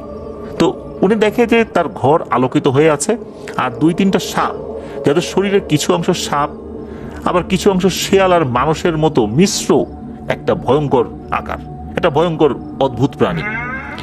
তো উনি দেখে যে হঠাৎ আরেকটি ভয়ঙ্কর সাপ ঘরে প্রবেশ করে। এর পুরো শরীর সাপের মতো হলেও তার শরীরে ছিল 3 থেকে 4টি হাত, আর পা ছিল একটা, আর বাকি সবকিছু সাপের মতো। সে এসেই বলে তোরা তো অনেক খাবার খাওয়াইছি, তোকে হৃষ্টপুষ্ট করছি, তোরা মানুষ খুব নির্দয়াল লোভী। এই বলেই নাকি তার ছেলেকে এক হ্যাচকাটানে ওই বিছানা থেকে তুলে নেয়, আর সাথে সাথে নাকি ঘরের বাইরে নিয়ে যায়। এদিকে লোমের স্ত্রী দূর থেকে দেখছে যে কি হচ্ছে, সে কিন্তু ওখান থেকে বের হতে পারছে না। সে দেখতে পায় যে জঙ্গলের উত্তর দিকে ছেলেটাকে নিয়ে গেল, এবং নিয়ে যাওয়ার পর মনে হচ্ছে যে ছেলেটার হাত পা ধরে টানছে। কয়েক সেকেন্ডের মধ্যে মনে হলো যে টানতে টানতে হাত পা ছিঁড়ে ফেললো। তার ছেলে চিৎকার করলো, আর্তনাদ করলো, মারাও গেল। এটা কিন্তু সে দেখছে, কিন্তু সে কিছুই করতে পারছে না। সে কোনো কান্না বা চিৎকার করার সুযোগই পায় নাই। এদিকে যেটা হয়, লোমে ওই সময় দেখছিল তার স্ত্রী বড় বড় চোখ করে, চোখ খোলা রেখেছে, মুখটা হা করে রেখেছে। আসলে বাইরে কি হচ্ছে এটা তো লোমে দেখেনি। লোমে খেয়ালই করতে পারেনি ওই সময় বিছানায় তার ছেলে নাই। ঘটনার আকস্মিকতায় তার মেয়ে যেহেতু চিৎকার করে কান্নাকাটি শুরু করে দিয়েছে, ওই সময় সে ওইভাবে খেয়াল করতে পারেনি। এদিকে তার ঘরের দরজাও ছিল বন্ধ। এত কিছু হয়ে গেল, লোমে কিছুই টের পেল না। তবে লোমে বুঝতে পারল এগুলো কার কাজ এবং কেন হয়েছে। তখন সে এক তান্ত্রিকের কাছে যায়।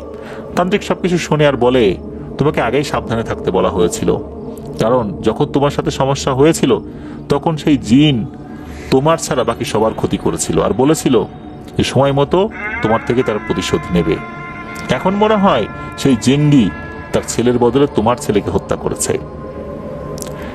কথা বলার পর ওই তান্ত্রিক কিছু ঝাড়ফুঁক করে এবং রাতের লোমের বাড়িতে এসে একটা যজ্ঞের আয়োজন করে। এই যে ঘটনাটি যিনি দিয়েছেন আরদি ভাই, উনি লোকাল কিছু ওয়ার্ড ইউজ করেছেন, মানে এই ঘটনা তো পুরোটাই আসলে ওখানকার লোকাল ল্যাঙ্গুয়েজ, আমরা বোঝার সুবিধার্থে বাংলায় বলছি। তো উনি ওখানকার লোকাল কিছু রিচুয়ালের নাম বলেছেন, যেমন এনগোমা, এন্ডোকি, এরকম কিছু শব্দ বলেছেন, যেগুলো ওখানকার একটা যজ্ঞ আর কি, বা পূজা। এটার অর্থ কি এটা আসলে জানা যায়নি। তো যখন ওই পূজার আয়োজনটা করা হচ্ছে বা চলছে, তখন চোখের সামনে, নাকি সবার চোখের সামনেই 2-3টা অস্বাভাবিক আকারের সাপ জঙ্গল থেকে বেরিয়ে আসে এবং সবার সামনেই চলে আসে। এরা এসেই মানুষের মতো কথা বলতে শুরু করে। তান্ত্রিক জিজ্ঞেস করে, আপনারা কেন এই নিষ্পাপ শিশুটাকে হত্যা করলেন? তখন একটা সাপ বলে, আমার ছেলেটা তো নিষ্পাপ ছিল, এই লোমে তাকে নৃশংসভাবে হত্যা করেছে, ও তো জেনে বুঝেই করেছে, ওকে তো সতর্ক করা হয়েছিল, ওদের দলের একটা ছেলেও বলেছিল, সে কেন এই কাজটা করলো? আর আমাদের বিচার হলো হত্যার বদলে হত্যা। তখন তান্ত্রিক জিজ্ঞেস করে, আপনার ছেলেকে তো লোমে হত্যা করেছে, তাহলে কেন লোমেকে না মেরে লোমের ছেলেকে মারলেন? তখন সাপটি বলল, আমি আমার ছেলের হত্যার প্রতিশোধ নিতে চেয়েছি, আবার আমার কষ্টেরও প্রতিশোধ নিয়েছি। আমি আমার ছেলেকে হারিয়েছি, লোমে তার ছেলেকে হারিয়েছে, এভাবেই প্রতিশোধটা নিয়েছি। তবে আমার প্রতিশোধ আরেকটু বাকি আছে, যা অতি শীঘ্রই তোমরা দেখতে পারবে। তবে এরপর অবশ্যই পরিবার থেকে আমাদের অভিশাপ কেটে যাবে। এই বলে নাকি সবার সামনে সাপগুলো গায়েব হয়ে যায়। তখন তান্ত্রিক তার জানা আরো তন্ত্রমন্ত্র জপ করতে থাকে, কিন্তু ওই জিনদেরকে আর হাজির করতে পারেনি।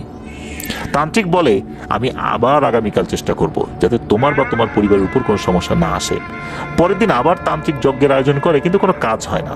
পরপর 3 দিন তান্ত্রিক, আরো কয়েকজন তান্ত্রিক মিলে যজ্ঞ করার পরও কোনো কাজ হয় না। তখন হঠাৎ তান্ত্রিকদের, মানে বিশেষ করে শেষ দিনে তান্ত্রিকদের নাক মুখ দিয়ে রক্ত ঝরা শুরু হয়। সাথে সাথেই তান্ত্রিকগুলো মাফ চেয়ে পালিয়ে যায়। এর কয়েকদিন পরেই নাকি লোমের স্ত্রী পাগল হয়ে যায়, বারবার তার ছেলের নাম ধরে ডাকতে থাকে আর কান্না করতে থাকে। এদিকে লোমের কিন্তু 2টি মেয়ে রয়েছে, যমজ সন্তান হয়েছিল এদের মধ্যে, ছেলে মেয়ে, আর পরে যেটা হয়েছিল সেটা হচ্ছে মেয়ে। এখন 2টো মেয়ে, এই সবার ছোট যে সে তো কোলের শিশু, কিন্তু লোমের স্ত্রী নাকি এদেরকে সহ্যই করতে পারে না, এদেরকে সামনে দেখলেই মারতে আসে।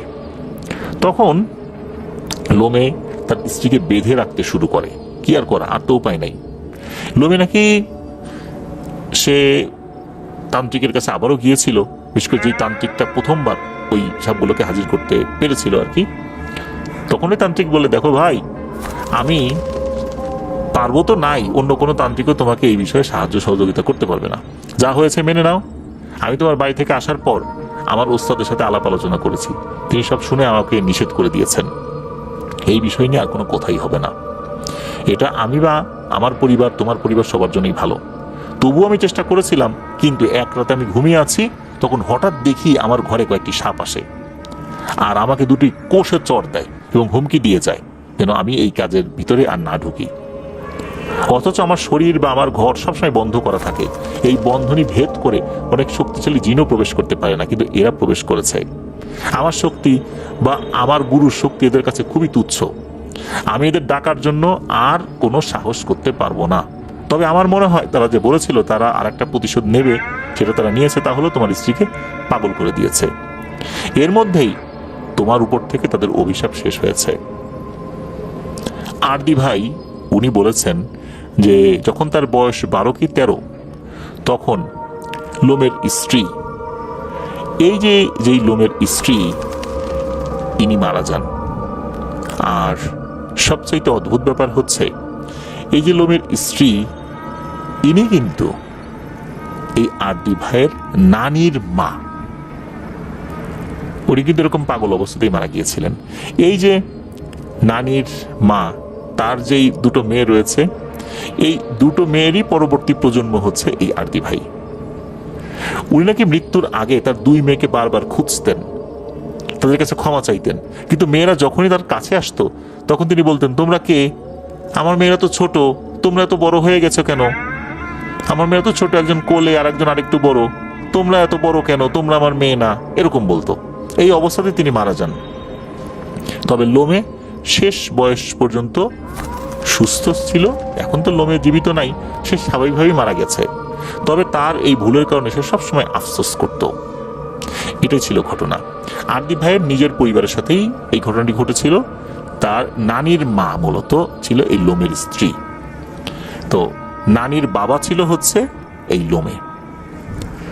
প্রিয় লিসেনার্স, এই যেই জঙ্গল কেন্দ্রিক ঘটনা, সুন্দরবনেও কিন্তু এই ধরনের ঘটনা রয়েছে, আমরা বিভিন্ন সময় শুনেছি। এটা নিয়ে অনেকে উপন্যাসও লেখার চেষ্টা করেছেন। তবে জঙ্গলে যে জিন থাকে এটা সত্য।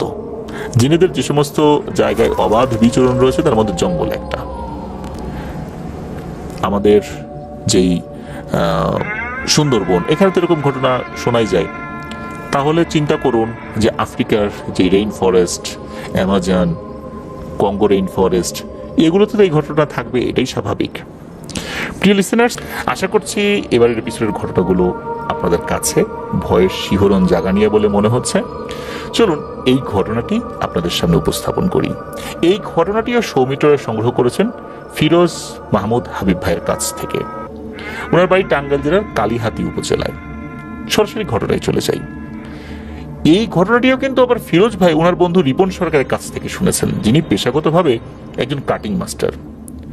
ওনার নিজস্ব একটি সেলুনের দোকান রয়েছে। উনি এবং ওনার কর্মচারীরা মিলেই কাজ করেন। কর্মসংস্থানের কারণে রিপন সরকার ভাই ঢাকা সাভারের ব্যাংক কলোনির পাশে একটি সেলুনের দোকানে কাজ করতেন 2007 সালে। ব্যাংক কলোনির যেই জায়গাটিতে রিপন ভাইয়ের দোকান ছিল সেখান থেকে মোটামুটি 1 কিলোমিটার বা 1.5 কিলোমিটারের মতো দূরে তার বাসা ছিল, যেখানে সে বাসা ভাড়া থাকতো। প্রতিদিন সকালবেলা 10টা বাজে শুরু হতো তার দোকানের কাজ।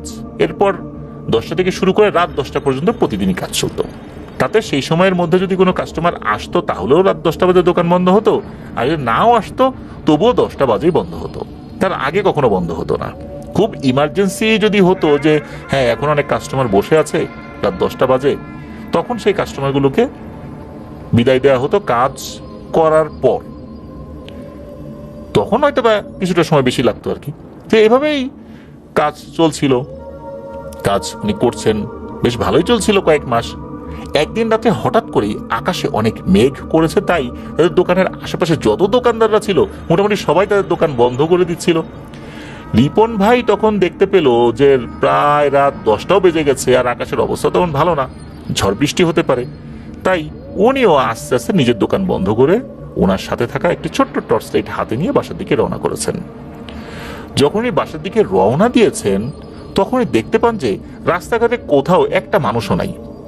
এমনিতে দিনের বেলা সেই রাস্তায় অনেক মানুষ চলাচল করে, কিন্তু রাত হয়ে গেলে সেই রাস্তা দিয়ে মানুষজন কম চলাচল করত। আর তার মধ্যে সেদিন আকাশের যে অবস্থা ছিল তাতে মানুষজন সবাই তাড়াতাড়ি যে যার বাড়িতে চলে গিয়েছিল। রিপন ভাই তখন চিন্তা করেন যে এই অবস্থায় যদি ঝড় বৃষ্টি শুরু হয় তাহলে 1 থেকে 1.5 কিলোমিটার রাস্তা উনি হেঁটে হেঁটে কিভাবে যাবেন। আর রাতও বেজে গেছে তখন প্রায় 10:30 কাছাকাছি। রাস্তার দুই ধারে তাকিয়ে কোথাও কোনো রিক্সা বা অটো দেখা যাচ্ছে না। তারপরও উনি সাহস করে বাসার দিকে হেঁটে হেঁটে রওনা দিয়েছেন। অন্যদিন রিপন ভাইয়ের সাথে তার দোকানেই একসঙ্গে কাজ করে আর একজন, সে থাকে বাসায় যাওয়ার সময় আর কি, কিন্তু আজকে সে নাই। এই জন্য একটু অন্যরকম লাগছিল, কি আর করা। আরো একজন থাকতো, সে আবার অন্য এক কাজের জন্য বাইরে গিয়েছিল, আজকে সে দোকানে আসে নাই, আসবে আরো একদিন পরে। রিপন ভাই বাধ্য হয়ে আপন মনে গুনগুন করে গান গাইতে গাইতে নিজের মনকে সাহস দেওয়ার জন্য হাঁটতে থাকেন আর চিন্তা করেন আরে কি হবে, কোনো সমস্যা নেই। রিপন ভাইয়ের বাসায় যাওয়ার পথে দোকান থেকে সোজা গিয়ে হাতের ডান দিকে যেতে হয় এবং ডান দিকে গেলে প্রথমে ডান পাশে একটি বিল্ডিং পড়ে, এরপর হাতের বাম পাশে মোড় নিয়ে একদম সোজা রাস্তা। রাস্তার দুই পাশে অনেকগুলো সুন্দর কৃষ্ণচূড়া গাছ ছিল বেশ খানিকটা দূরে দূরে। কৃষ্ণচূড়া গাছগুলো যেই ছিল তখন কিন্তু কৃষ্ণচূড়ার ফুল ধরেছে প্রত্যেকটা ডালে ডালে। সেই মেঘলা আকাশের আধো আলো আধারিতে কৃষ্ণচূড়ার ফুলগুলো দেখতে ভিন্ন রকমের একটা সৌন্দর্য সৃষ্টি করছিল। রিপন ভাইয়ের মনে একটু ভয় থাকলেও সুন্দর এই দৃশ্যগুলো দেখতে দেখতে রাস্তা দিয়ে হেঁটে হেঁটে যাওয়ার অন্য ধরনের একটা অনুভূতি তার মনের মধ্যে কাজ করছিল। এতক্ষণ সামনের রাস্তাটা মোটামুটি পরিষ্কারই দেখা যাচ্ছিল, কিন্তু হঠাৎ করেই যেন আরো অনেকগুলো মেঘের টুকরো নিমিষেই আকাশের বুকে এসে জমা হয় এবং এতে করে সামনের সবকিছু অনেকটাই অন্ধকার হয়ে যায়। আশেপাশে সবকিছু তেমন একটা পরিষ্কার দেখা যাচ্ছিল না তখন আর। তাই রিপন ভাই তার হাতের টর্চ লাইটটি জেলে ডানে বামে ও রাস্তার উপরে কৃষ্ণচূড়া গাছের দিকে লাইট মেরে দেখতে থাকেন আর হাঁটতে থাকেন। রিপন ভাইয়ের তেমন ওই সময় কেমন যেন একটু অস্বাভাবিক মনে হচ্ছিল চারপাশের পরিবেশটা। রাস্তায় যেতে যেতে কয়েক মুহূর্ত পর হঠাৎ করেই উনি একটি অদ্ভুত জিনিস দেখতে পান। রিপন ভাই দেখেন যে এই রাত প্রায় 11টা বাজে কৃষ্ণচূড়ার ডালের উপর কৃষ্ণচূড়া গাছের ডালের উপর পা ঝুলিয়ে দিয়ে বসে আছে লাল টুকটুকে শাড়ি পরা একটি মেয়ে, দেখতেও বেশ সুন্দরী। পা ঝুলিয়ে দিয়ে বসে বসে সেই মেয়েটি কৃষ্ণচূড়া ফুলগুলোর দিকে তাকিয়ে কিছু একটা বলছে, এমনটাই যেন রিপন ভাইয়ের মনে হয়। রিপন ভাইয়ের কেন যেন মনে হয় ওই মেয়েটাকে উনি আগেও একবার দেখেছেন, কিন্তু এমনটা কেন মনে হচ্ছে তা উনি তাৎক্ষণিকভাবে বুঝে উঠতে পারেন না। মূলত রিপন ভাই ওই কৃষ্ণচূড়া গাছটিতে আনমনে লাইট মেরেছিলেন, আর রিপন ভাইয়ের এই লাইট মেরে মেয়েটির দিকে তাকানোর পরপরই মেয়েটি রিপন ভাইয়ের দিকে মুখ ফিরিয়ে তাকায় আর মায়াবী এক মুচকি হাসি দিয়ে কৃষ্ণচূড়ার গাছের উপর দিয়ে হাঁটতে শুরু করে, এক ডাল থেকে আরেক ডালে যাচ্ছে কোনো কিছু হাত দিয়ে ধরা ছাড়াই। এটা দেখে রিপন ভাই কিছুটা ভয় পেয়ে গিয়ে সামনের দিকে দ্রুত হাঁটতে শুরু করেন। রিপন ভাই যাচ্ছে রাস্তা দিয়ে হেঁটে হেঁটে, আর এদিকে মেয়েটি ওনার পাশ দিয়ে যে গাছগুলো রয়েছে এই গাছের ডালের উপর দিয়ে হেঁটে হেঁটে আসছে। কৃষ্ণচূড়া গাছগুলো কিন্তু খুব একটা বড় ছিল না, বড় জোর 20 ফুট উচ্চতার হবে। রিপন ভাই এক পর্যায়ে মেয়েটির উদ্দেশ্যে চিৎকার করে বলতে থাকে, এই তুমি কেন আমাকে অনুসরণ করছো? কিন্তু মেয়েটি কোনো উত্তর দেয় না। কিন্তু ওই রহস্যময় মেয়েটি তার দিকে তাকায়ও না আর উত্তরও দেয় না। মনে হচ্ছে মেয়েটি আনমনেই তার সমান্তরালে গাছের ডালের উপর দিয়ে হাঁটতে হাঁটতে যাচ্ছে। যখন একটা গাছ শেষ হয়ে যায়, পরবর্তী গাছটা একটু গ্যাপ থাকে, একটু দূরে থাকে, মেয়েটি মনে হচ্ছে অনায়াসে লাফ দিয়ে আর একটা ডালের উপর গিয়ে পড়ছে। রিপন ভাই কিন্তু তখনও ওনার মাথায় আনতে পারেন নাই এই চিন্তাটা যে এভাবে কোনো মানুষ হেঁটে যেতে পারে না। কোনো এক ঘোরের মধ্যে উনি চলে গিয়েছিলেন, কিছুটা নিয়ন্ত্রণ ওনার শরীরের উপর ছিল, যার কারণে পথ চলতে পারছিলেন, প্রশ্ন করতে পারছিলেন, কিন্তু এই চিন্তাটা তখনও ওনার মাথায় আসে নাই। যাই হোক, এরপর হঠাৎ করে কেন জানি তার মাথায় আসে, আরে এভাবে তো কোনো মানুষ গাছের উপর দিয়ে হাঁটতে পারে না। এইসব ভেবে রিপন ভাই দাঁড়িয়ে যান, আর তখন উনি ভালো করে সেই মেয়েটিকে তাকিয়ে দেখার চেষ্টা করেন। রিপন ভাই দেখতে পান যে মেয়েটি আস্তে আস্তে এবারে রাস্তার ডান পাশ থেকে বাম পাশে আরেকটি কৃষ্ণচূড়া গাছের ডালে এসে সেই ডাল থেকে একটি খেজুর গাছের উপরে চলে যায়। আর সেই খেজুর গাছটি ছিল একটি পুকুর পাড়ে। সেই পুকুরটি ছিল এই রিপন ভাইয়ের দোকান থেকে তার বাসায় যেতে যতটুকু রাস্তা, এর ঠিক মাঝ বরাবর আর কি। অর্থাৎ রিপন ভাই ইতোমধ্যে যতটুকু দূরত্ব অতিক্রম করেছে, প্রায় আরো ততটুকু দূরত্ব তাকে যেতে হবে, এরপর তার বাসা। এবার রিপন ভাইয়ের পুরো শরীর জমে যায় ভয়ে। তখন মনে মনে সৃষ্টিকর্তাকে স্মরণ করতে থাকেন আর ওই মেয়েটির দিকে তাকিয়ে দেখতে থাকেন যে সে কোথায় যায়। রিপন ভাই দেখতে পান যে মেয়েটি খেজুর গাছের উপর থেকে আস্তে আস্তে যেন হাওয়ায় মিলিয়ে গেল। ওই মেয়েটিকে ওভাবে অদৃশ্য হয়ে যেতে দেখে তার তো প্রায় জ্ঞান হারানোর মতো অবস্থা। তারপর উনি নিজেকে কোনোভাবে ঠিক রেখে নিজের শরীরের সর্বশক্তি দিয়ে দৌড়ানোর চেষ্টা করেন। যখনই উনি দৌড় দিয়েছেন, তখনই সেই মেয়েটির হাসির আওয়াজ উনি শুনতে পান। আমরা সাধারণত জানি যে এই ধরনের ঘটনায় যে জিনিসগুলো আসে অনেক ভয়ঙ্করভাবে হাসি দিয়ে মানুষকে ভয় দেখায়, কিন্তু রিপন ভাইয়ের বেলায় এমনটা হয়নি, হয়েছে উল্টোটা। রিপন ভাই যে হাসির শব্দটি শুনতে পান, সেই হাসিটা ছিল অনেকটা মায়াবী হাসি। সেই হাসির আওয়াজটা কেন যেন তাকে খুব আকর্ষণ করছিল, এটা মোটেও ভয়ঙ্কর ছিল না।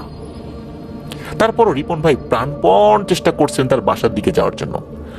অনেক কষ্ট করে কোনো রকমে উনি তার বাসার গেট পর্যন্ত পৌঁছে জোরে জোরে চিৎকার করতে থাকেন এবং তার রুমমেটকে ডাকতে থাকেন। 2-3টা ডাক দিতেই তার গেটের সামনে উনি জ্ঞান হারিয়ে ফেলেন। তারপর বাসা থেকে তার রুমমেট বাইরে এসে দেখে রিপন ভাই গেটের সামনে পড়ে আছেন জ্ঞান হারিয়ে। ওই রুমমেট তখন তাকে ধরাধরি করে তুলে নিয়ে গিয়ে বাসার ভেতরে খাটের উপর শুয়ে দেয় এবং মাথায় পানি ঢেলে জ্ঞান ফেরানোর চেষ্টা করে। এক পর্যায়ে রিপন ভাইয়ের জ্ঞান ফিরলে তাকে জিজ্ঞেস করা হয় যে কি হয়েছিল। তখন রিপন ভাই সবকিছু খুলে বলেন এতক্ষণ তার সাথে কি কি ঘটেছিল আর কি কি কারণে উনি ভয় পেয়েছেন আর কেন জ্ঞান হারিয়েছেন। পরবর্তীতে রিপন ভাই তার রুমমেট ও বাসার আশেপাশে আরো যে ভাড়াটিয়ারা ছিল তখন তাদের মুখ থেকে শুনতে পান যে পুকুর পাড় দিয়ে হেঁটে উনি আসছেন ওই পুকুরের বিপরীত পাশে একটি তেঁতুল গাছ রয়েছে। তেঁতুল গাছটি মূলত নাকি পুকুরের যে জায়গায় খেজুর গাছ সেই বরাবরই আর এক পাশে, মানে উল্টো পাশে কিন্তু সমান্তরালে। সেই তেঁতুল গাছ ও খেজুর গাছে নাকি অনেক জিনভূত থাকে। অনেকেই ওদিকটাতে বিভিন্ন কিছু দেখে ভয় পেয়েছে। তবে রিপন ভাই যে বর্ণনা দিচ্ছেন সেরকম মেয়েকে অবশ্য আগে কেউ দেখেছে বলে শোনা যায়নি। এই সমস্ত কথা শুনে রিপন ভাই তখন আরো অস্বস্তি বোধ করেন আর তার শরীর অনেক খারাপ হয়ে যায়, উনি অনেক অসুস্থ হয়ে পড়েন। এই ঘটনার পরও সে আরো কয়েক মাস এখানে কাজ করেছিল। তবে পরবর্তী সময়ে এখানে কাজ করা অবস্থায় সবসময় রিপন ভাইয়ের মনে হতো কেউ একজন মনে হয় তাকে অনুসরণ করছে, কেউ একজন হয়তোবা তাকে দেখছে, কিন্তু উনি কখনো এই জিনিসটাকে দেখছেন না, কিন্তু ওনাকে কেউ ফলো করছেন এটা উনি বুঝতে পারছেন। তবুও ওনার মনের মধ্যে এমনটা মনে হতে থাকে যে হয়তোবা তার মনের ভুল। রাতের বেলা ঘুমালে রিপন ভাই ওই মেয়েটাকে স্বপ্নে দেখা শুরু করেন। এবার স্বপ্নে মূলত রিপন ভাইয়ের সামনে সেই রাতের ঘটনার পুনরাবৃত্তি বারবার ভেসে উঠত। ওই রাতে যেটা হয়েছে উনি স্বপ্নের মধ্যে ওটাই খালি দেখতেন। এমনটা প্রতিনিয়ত হতে থাকার পর উনি অনেক হুজুর কবিরাজ দেখিয়েছেন, কিন্তু কোনো রকম কোনো কাজ হয় না। উনি ওই স্বপ্নটা দেখতেই থাকেন। একসময় রিপন ভাই সেখান থেকে ঢাকার ধানমন্ডিতে চলে আসেন, কিন্তু ধানমন্ডিতে আসার পরও ওনার কোনো লাভ হয় না। সে ওই স্বপ্নটা তখনও দেখতেই থাকেন, স্বপ্নটা তাকে ঘুমের মধ্যে তাড়া করতেই থাকে। আর যখনই এই স্বপ্ন উনি দেখেন ওনার বুকের ভিতর অনেক ব্যথা করে। সেই ব্যথাটা বয়ে বেড়াতে হয় দীর্ঘ প্রায় 7 বছর। এই 7 বছর রিপন ভাই এমন করেই স্বপ্নটা দেখেছেন আর বুকের ব্যথাটাও থাকতো। উনি বিভিন্ন ধরনের টেস্ট করিয়েছেন, তাতে করেও এই ব্যথার কারণ বোঝা যায়নি। এরপর একদিন হঠাৎ করেই সেই দুঃস্বপ্ন থেমে যায়, আর স্বপ্নও দেখেন না আর বুকের ব্যথাও হয় না। স্বাভাবিক জীবনে ফিরে আসেন রিপন ভাই। ফিরোজ ভাই এ পর্যন্ত শুনে ভাবছিলেন ঝামেলা তাহলে শেষ, ঘটনা এতটুকুই। কিন্তু রিপন ভাই যখন বললেন, জানিস ফিরোজ, আমার মনে হয় যে আমি সেই রাতে ওই মেয়েটিকে প্রথমবারের মতো দেখিনি, আমি সম্ভবত এর আগেও ওটাকে দেখেছি। রিপন ভাইয়ের একথা শুনে অবাক হয়ে যান ফিরোজ ভাই এবং ওনাকে বিস্তারিত বলতে অনুরোধ করেন। তখন রিপন ভাই আবার বলতে শুরু করেন। তো রিপন ভাই যেভাবে বলেন তাতে একটা ভিন্ন অভিজ্ঞতা উনি শেয়ার করেছেন। উনি বলেন যে গাছ নিয়ে এরকম ভৌতিক অভিজ্ঞতা ওনার আরো 2টা রয়েছে। ওনাদের পাশের গ্রাম যেটা রয়েছে ঘুনি সালেঙ্কা, সেই গ্রামে এক চাচার বাড়িতে অনেকগুলো সুপারি গাছ ছিল। সুপারি পাড়ার জন্য সেই চাচা বাচ্চাদেরকে বলতেন তোদেরকে 5 টাকা করে দিব, আমাকে সুপারি পেরে দিবি। কারণ সুপারি গাছ তো চিকন হয়, বড় মানুষ বা ভারী মানুষ উঠলে কিন্তু ভেঙে যেতে পারে গাছ। এই জন্য অল্প বয়স্ক পাতলা হালকা পাতলা ছিমছাম গরনের লোকদেরকে দিয়ে এই কাজটি করাতে হয় আর কি। তো 5 টাকার কারণে বাচ্চারা সুপারি গাছে উঠে সুপারি পেরে দিতেন। এর মধ্যে রিপন ভাইও ছিল। সুপারি পেরে 5 টাকা পাওয়ার পর সে যে কি আনন্দ তাদের। ওরা তো ছোট মানুষ ছিলেন তখন, 5 টাকায় তো অনেক কিছু পাওয়া যেত তখন। 6-7 বছর বয়স ওই সময়। তো এই বছরে এই বয়সের একটি ছেলে বা মেয়ের কতটুকু বা জ্ঞান বুদ্ধি হয়, হঠাৎ করে একদিন ডাক পড়লো সেই চাচার বাড়িতে সুপারি পেরে দিতে হবে। শুনে তো উনি মহা খুশি, সুপারি পেরে দিবেন, 5 টাকাও পাবেন। ওনার নানির জন্য কয়েকটা সুপারি আনতে পারবেন। তো যাবার সময় উনি আরো 2-3 জনকে ওনার সাথে নিয়েছেন। যথারীতি সেই চাচার বাড়িতে গিয়ে সেই চাচাকে ডাকতে থাকেন। চাচা অবশ্য ওই সময় বাড়িতে ছিলেন না, বাড়িতে আছেন চাচি। তখন বেলা আরো মানে 12টার কাছাকাছি যখন ওই বাড়িতে পৌঁছেছেন আর কি। তো চাচি ওনাদেরকে দেখে বলেন যে আগে তোরা বয়, তোকে একটু মুড়ি খেতে দেই, মুড়ি খা, পানি খা, তারপর সুপারি পেরে দিস। কিন্তু এই রিপন ভাই সহ আরো যে কয়েকজন ছিল ওখানে, তাদেরকে উনি নিয়ে গেছেন, তারা বলছেন যে চাচি আগে সুপারি পেরে দেই, তারপর না হয় মুড়ি খাবো।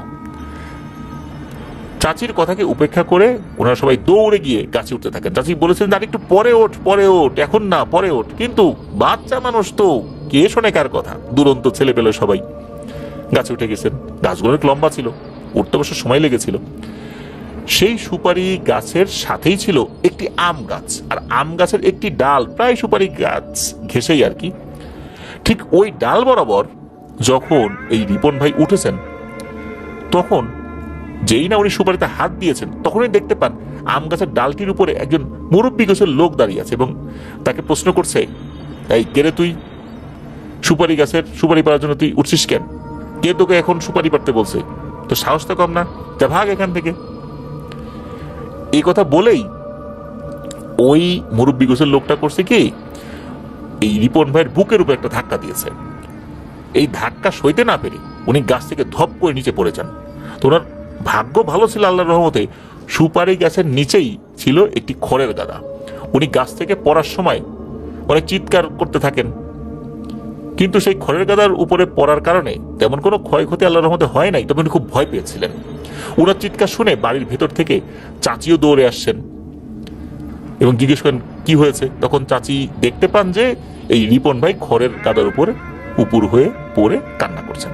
তখন চাচি দৌড়ে এসে ওনাকে টেনে তুলে আদর করতে থাকেন এবং প্রশ্ন করতে থাকেন যে হয়েছেটা কি, বলতো আমাকে একটু, পড়ে গেলি কিভাবে?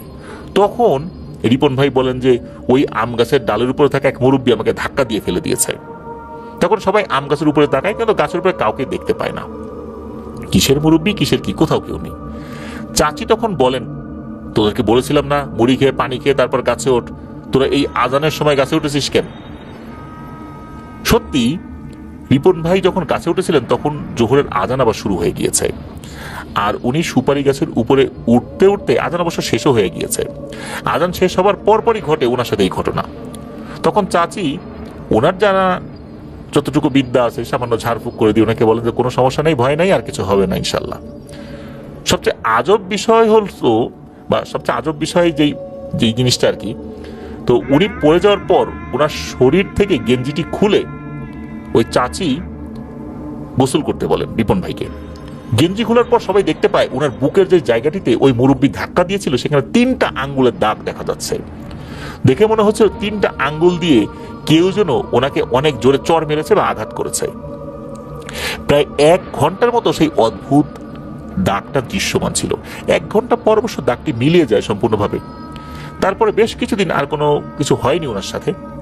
এর আনুমানিক 3 থেকে 4 মাস পর একদিন ওনারা সেই 3-4 বন্ধু মিলে একসাথে ঠিক করেন যে আজকে ওনারা সদর হসপিটালের ভেতরে যে জাম গাছ রয়েছে সেই জাম গাছ থেকে জাম পেরে নিয়ে এসে জাম ভর্তা করে খাবেন। যেই কথা সেই কাজ, ওনারা বন্ধুরা মিলে চলে যান হাসপাতালের ভেতরে সেই জাম গাছের কাছে। রাস্তা থেকে হাসপাতালের ভেতরে ঢুকলে প্রথমেই ডান পাশে হাসপাতাল ছিল, আর সোজা গেলে একটি পুকুর। পুকুরের মধ্যে 2 সাইডে সিঁড়ি করা ছিল পুকুরে নেমে গোসল করার জন্য আর হাত মুখ ধোয়ার জন্য। প্রথম সাইডের সিঁড়ি বরাবর সোজা এগিয়ে গেলে ডান দিকে পড়ে লাশ কাটা ঘর। এর 80 থেকে 90 গজ বাম দিকে গেলেই পড়তো দ্বিতীয় সাইডের সিঁড়ি, আর ওই সিঁড়ির পাশেই ছিল একটি আম গাছ, আর তারপরে ছিল সেই জাম গাছ। তো ওনার সঙ্গে যে বন্ধুরা গিয়েছিল তাদের মধ্যে কয়েকজন জাম গাছে ওঠে, আবার কয়েকজন আম গাছে ওঠে। এবার উনি কোন গাছে উঠবেন সেটা নিয়ে নানান চিন্তা ভাবনা করে অবশেষে উনি জাম গাছেই ওঠেন। জাম গাছে উঠে চারদিকে ভালো করে দেখতে থাকেন যে কোন ডালের মধ্যে ভালো পাকা পাকা জাম দেখা যায়।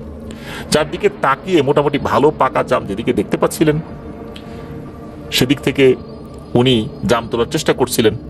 উনি দেখতে পান যে মগ ডালের দিকে বেশ ভালো পাকা পাকা জাম রয়েছে। উনি মগ ডালের দিকে উঠতে থাকেন। তো গাছের মগ ডালে উঠে কিছু পাকা জাম উনি খেতে শুরু করেছেন। জাম খেয়ে আস্তে আস্তে নিচের ডালের দিকে নেমে আসেন। উনি একটি ডালের উপর যখন পৌঁছেছেন, যে ডালটি পাশে একটি আম গাছ রয়েছে, ওটার সাথে আম গাছের একটা টাচ রয়েছে আর কি, তো আম গাছের একটি ডালের সঙ্গে আসলে ওটা আড়াআড়ি করা ছিল, আর সেই জায়গাটাতে ঘন পাতা ছিল, অন্ধকারের মতো হয়ে গিয়েছিল।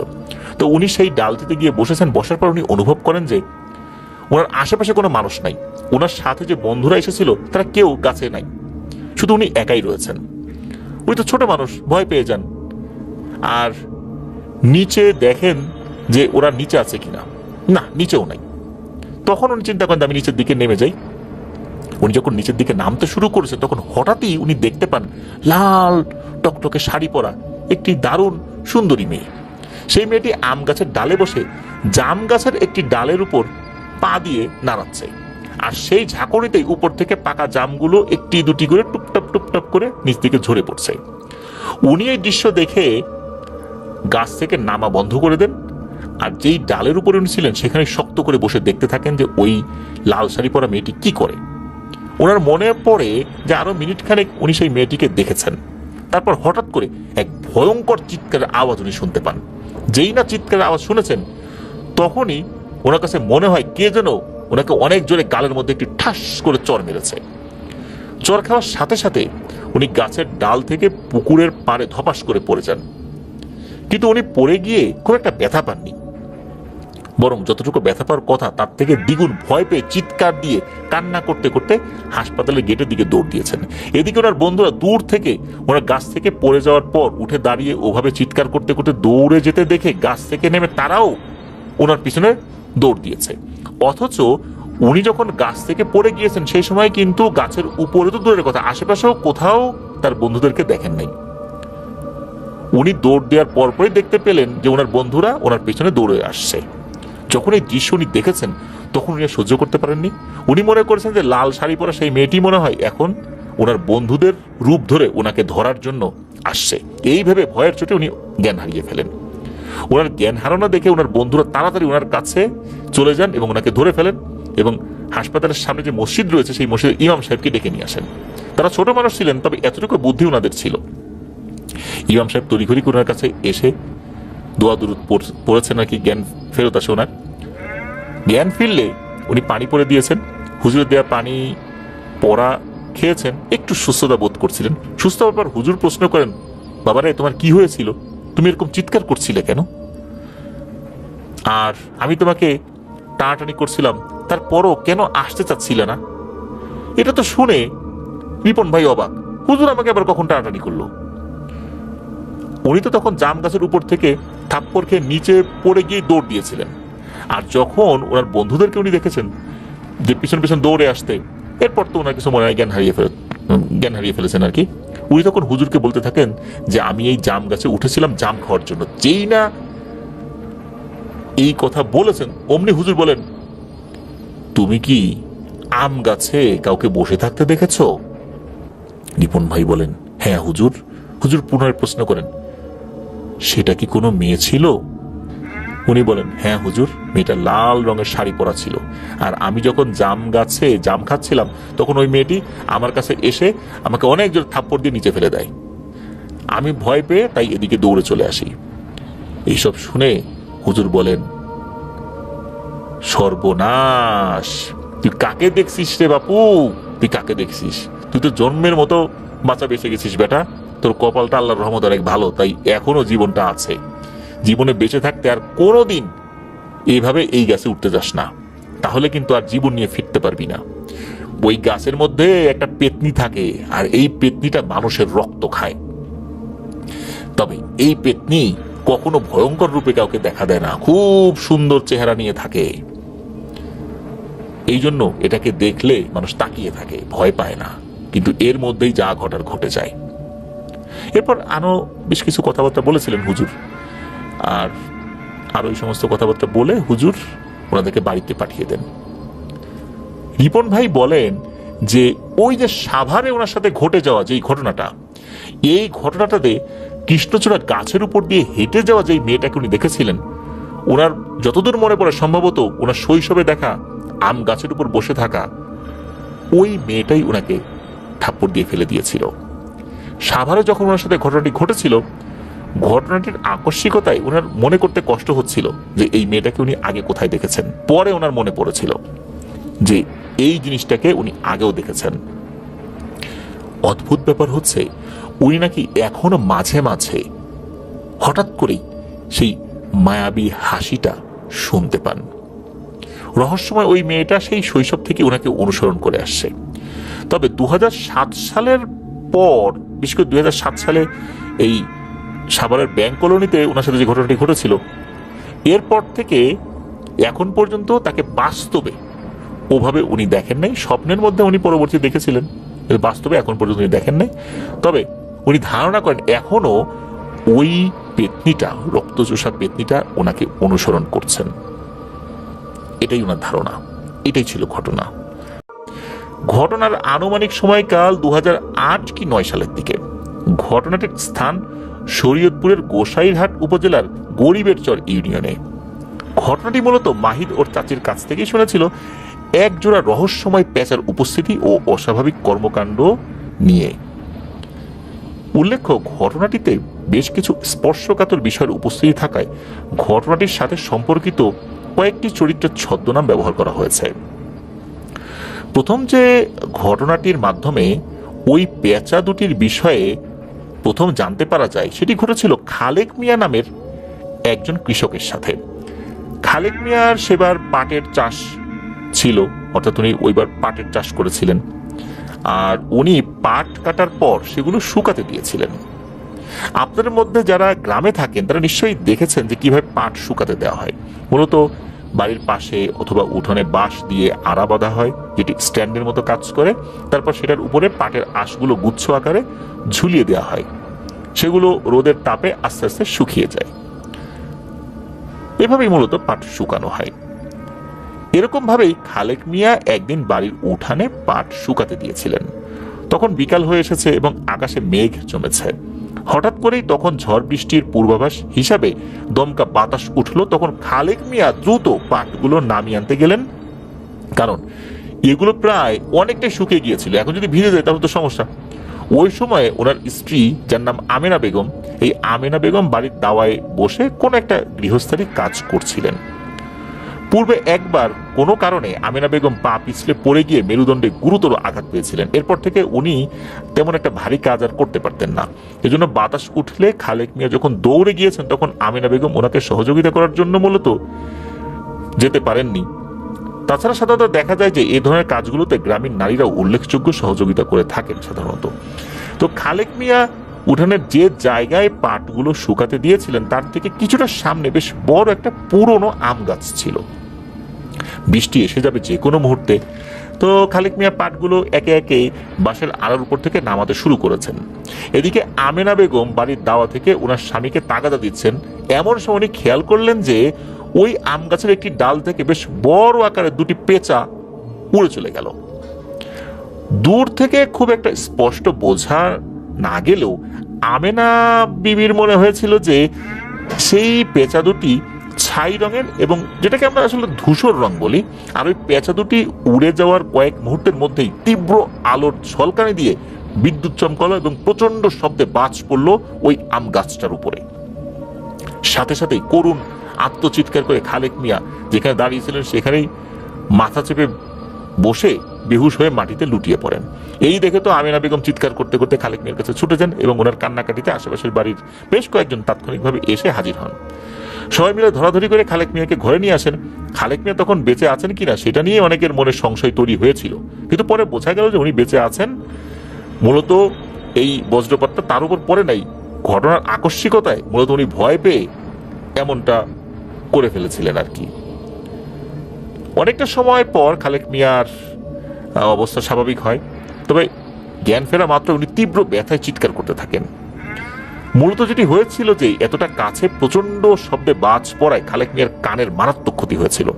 এর ফলশ্রুতিতে খালেক মিয়ার শ্রবণ শক্তি অনেকটাই কমে গিয়েছিল, হারিয়েই ফেলেছিলেন বলতে হবে অনেকটা। তো পরবর্তীতে অনেক ধরনের চিকিৎসা করার পরও সেটা ঠিক হয় নাই।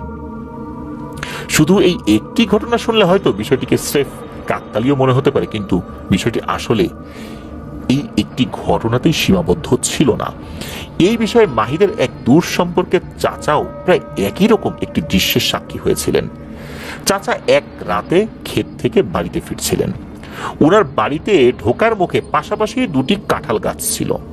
উনি যখন বাড়িতে ঢুকছেন তখন খেয়াল করেন যে ওই দুটি কাঁঠাল গাছের মধ্যে একটি কাঁঠাল গাছের উপরের দিকের একটি ডালের উপর দুই জোড়া বড় বড় চোখ জ্বলজ্বল করছে। চাচা আন্দাজ করেছিলেন যে সেগুলো সম্ভবত কোনো পেঁচারই হবে, হয়তোবা। তবে কি যেন মনে করে মনের খেয়ালেই উনি ওনার হাতে থাকা টর্চ লাইটের আলো সেদিকে ধরেন। টর্চ লাইটের আলো পড়তেই উনি দেখতে পান যে বেশ বড় আকারের দুটি ছাই রঙা পেঁচার ডানা ঝাপটে উড়ে গেল। এক মুহূর্তের জন্য হলেও উনি কিছুটা ঘাবড়ে গিয়েছিলেন, কারণ পেঁচা তো এর আগে উনি অনেক দেখেছেন, কিন্তু সেগুলো সাধারণত এতটা বড় ছিল না। এছাড়াও পেঁচা দুটির গায়ের রং বেশ অন্যরকম ছিল। যাই হোক, তখনকার মতো উনি আর বিষয়টিকে অতটা আমলে না নিয়ে চলে আসেন। পরদিন ভোরেই ঝড় বৃষ্টির সময় উনি গত রাতে যে কাঁঠাল গাছের উপর পেঁচা দুটিকে বসে থাকতে দেখেছিলেন, সেই কাঁঠাল গাছের উপরে বাজ পড়ে, অর্থাৎ বজ্রপাত হয়। চাচার মনে পড়েছিল যে উনি তো ওই কাঁঠাল গাছটিকে আগে থেকেও দেখেছেন তো অবশ্যই, কিন্তু ওই কাঁঠাল গাছটিতেই অদ্ভুত দুটি পেঁচাকে বসে থাকতে দেখেছিলেন আগের রাত্রে। তবে শুধু এই দুটি ঘটনাই নয়, পরবর্তীতে ওই এলাকায় একই রকমের আরো কিছু ঘটনা ঘটে। প্রতিটি ঘটনারই মূল বিষয়বস্তু হলো কোনো একটি গাছের ডালে অনেকটা অস্বাভাবিক আকারের বড় দুটি ছাই রঙের পেঁচাকে বসে থাকতে দেখা যায়, আর তারপরে সেই গাছে বাজ পড়ে। তবে এই ঘটনা যে প্রতিনিয়ত ঘটে চলছিল বিষয়টা এরকমও নয়, মাঝে মধ্যে দুই একটা শোনা যেত আর কি। এই বিষয়ে এলাকার কয়েকজন লোক এক অভিজ্ঞ হুজুরের সাথে কথা বলেন। সেই হুজুর বলেছিলেন যে তোমরা যে পেঁচার কথা বলছো সেগুলো দেখতে পেঁচার মতো হলেও এগুলো আসলে ভয়ানক এক ধরনের জিন। এদেরকে অনেকে পেঁচাপিচি বলে। এরা সাধারণত তেমন একটা মানুষের সংস্পর্শে আসে না বা আসতে চায়ও না, তবে মাঝে মধ্যে এরা বিভিন্ন ক্ষতিকর কর্মকাণ্ড ঘটায়, যার কারণে এদের উপস্থিতি সাধারণত অশুভ বলেই বিবেচিত হয়। আর এদের বিরুদ্ধে খুব বেশি কিছু করার নাই, কারণ এদেরকে হাজির করা যায় না সহজে। তবে আমি যতটুকু জানি এরা বেশি দিন এক অঞ্চলে থাকে না, তাই আশা করা যায় যে শীঘ্রই তোমরা এই সমস্যা থেকে পরিত্রাণ পাবে। পরবর্তীতে দেখা গিয়েছিল যে ওই হুজুর সাহেবের কথাই সত্যি হয়েছে। ওরকম আরো বেশ কয়েকটি ঘটনার পর এক সময় তা সম্পূর্ণরূপে থেমে যায়। এরপর ওই রহস্যময় পেঁচা দুটিকে আর কেউ কখনো দেখেছে বলে শোনা যায়নি। এটি ছিল ঘটনাটির প্রথম অংশ। এখন চলে যাই ঘটনাটির দ্বিতীয় অংশে। এই ঘটনাটিও সৌমিত্র রায়কে দিয়েছেন ওনার এলাকার সেই পরিচিত বড় ভাই ফয়সাল মোর্শেদ, যার ঘটনা আমরা একটু আগেই বলেছি। ঘটনাটি ফয়সাল মোর্শেদ ভাইয়ের নিজের পরিবারের সাথেই ঘটেছিল। ঘটনার সময়কাল ৮০ দশকের শুরুর দিকে, নির্দিষ্ট করে সাল বলা যাচ্ছে না। ঘটনাটির স্থান কিশোরগঞ্জ জেলার হোসেনপুর উপজেলার জিনারি ইউনিয়নের চর কাটিহারি গ্রামে। ঘটনাটি ভালোভাবে বোঝার সুবিধার্থে সৌমিত্র রয় উনি এই ফয়সাল মোর্শেদ ভাইয়ের কাছ থেকে শোনা ঘটনাটি ওনার ভাষায় আমাদেরকে লিখে পাঠিয়েছিলেন। তা আমি আমার মতো করে বলছি। এই ঘটনাটি মূলত এই ফয়সাল মোর্শেদ ভাই শুনেছিলেন ওনার ফুপুর কাছ থেকে। ওনার দাদার ছিল ৬ ছেলে আর ৪ মেয়ে। এর মধ্যে বড় এক ছেলের জন্মের পর টানা ৩ মেয়ের জন্ম হয়। এরপর জন্ম হয় ওনার দ্বিতীয় চাচার, যিনি এখনো একজন প্রসিদ্ধ কবিরাজ হিসাবে এলাকায় স্বনামধন্য। এরপর একে একে ওনার আব্বা সহ বাকি চাচারা এবং এক ফুপুর জন্ম হয়। ৮০ দশকের শুরুর দিকে ওনার দ্বিতীয় ফুপু হালিমার বিয়ে হয় ময়মনসিংহ জেলার গফরগাঁও উপজেলার ঘাগড়া নামক গ্রামে। সেখানে ওনাদের বাড়িটাকে টুবওয়ালা বাড়ি নামেই সবাই চেনে, কারণ ওনার ফুপা তাদের বাড়িতে পুকুর কেটে পুকুরের মাটি দিয়ে পাড় না বেঁধে কোনো এক আধ্যাত্মিক কারণে বাড়ির শুরুতেই একটি বড় টিলা বা টুব বানান। সেই টুব বা টিলাটি বর্তমানে আর নেই, তবে ফয়সাল মোর্শেদ ভাই ছোটবেলায় সেই টিলাটিকে দেখেছিলেন। বিশাল বড়, আর সেই টিলার উপর বেশ কিছু কাঁঠাল গাছ সহ অনেকগুলো বড় বড় গাছ ছিল। সুতরাং বুঝতেই পারছেন টুবটি কত বড় ছিল। আর ওনার ফুপুদের ছিল মাটির ঘর। সেই ঘরের এক পাশে একটি বড় পুরাতন শিমুল গাছ ছিল। আর ঘরের পেছন দিকে ছিল বেশ কয়েকটি পুরনো তাল গাছ। ওনার ফুপুদের বাড়িটি ছিল কিছুটা হন্টেড। বেশ কিছু ভয়ের ঘটনা ছিল ওই বাড়িটাকে কেন্দ্র করে, আর ওই পুকুর সংলগ্ন পুরনো গাছপালাগুলোকে ঘিরে। তবে কখনো ভয়ের যে কারণে মারাত্মক কোনো সমস্যা ওনারা পড়েছেন এরকমটা না।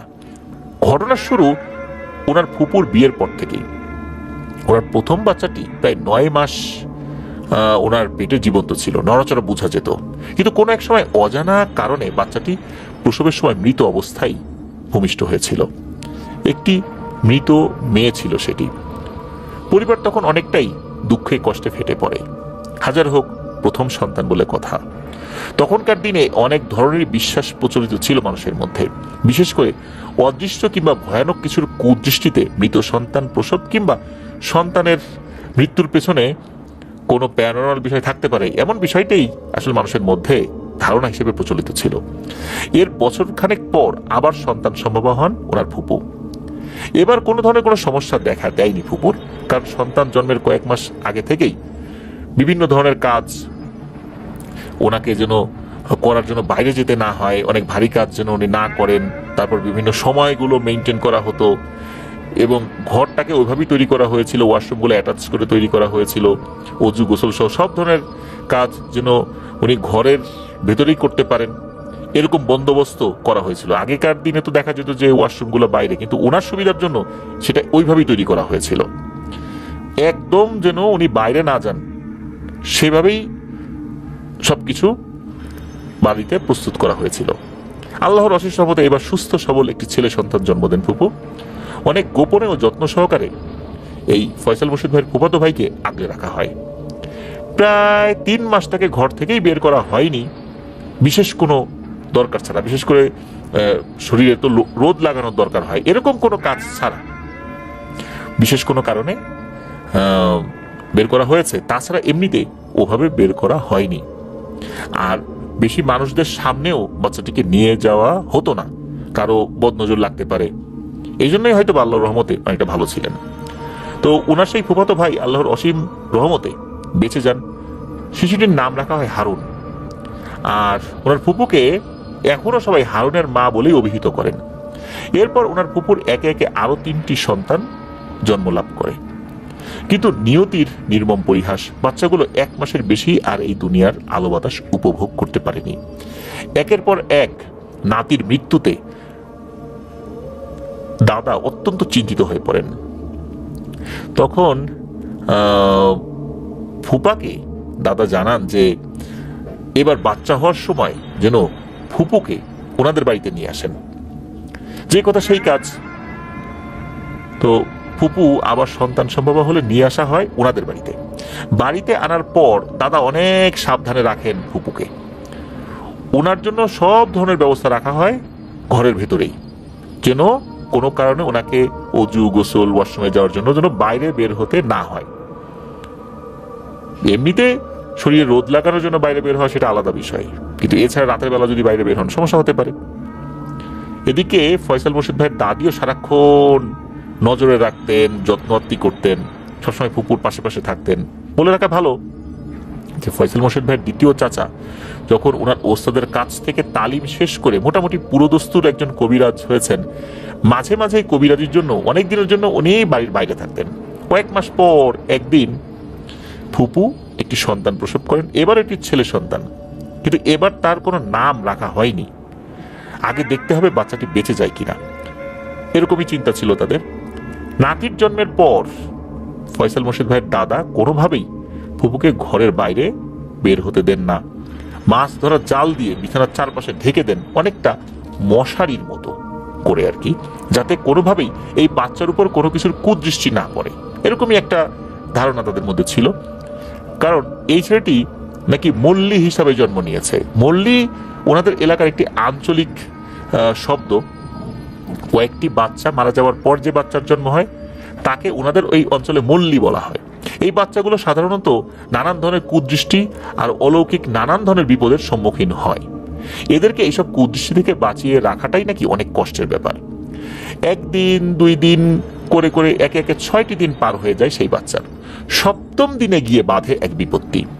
সেদিন এই ফয়সাল মোর্শেদ ভাইয়ের ওই ফুফাতো ভাইয়ের তাকে নিয়ে একটা অনুষ্ঠানের আয়োজন করা হয়। এটাকে ছুটির অনুষ্ঠান বলে আর কি। সারাদিন এটা নিয়ে মোটামুটি সবাই ব্যস্ত ছিল। তখন সন্ধ্যা হয়ে গেছে, প্রায় 7টা বাজে। সেই সময় সন্ধ্যা 7টা মানে কিন্তু ভালোই রাত, বিশেষ করে গ্রামীণ পরিবেশে। তারপর গ্রামে তখনও বিদ্যুৎ আসেনি, ফলে চারদিকে ঘুটঘুটে অন্ধকার। কোথা থেকে যেন এক জোড়া পেঁচা এসে ঘরের চালের উপর এক ফাঁকে বাঁশের ধর্নার উপর এসে বসে।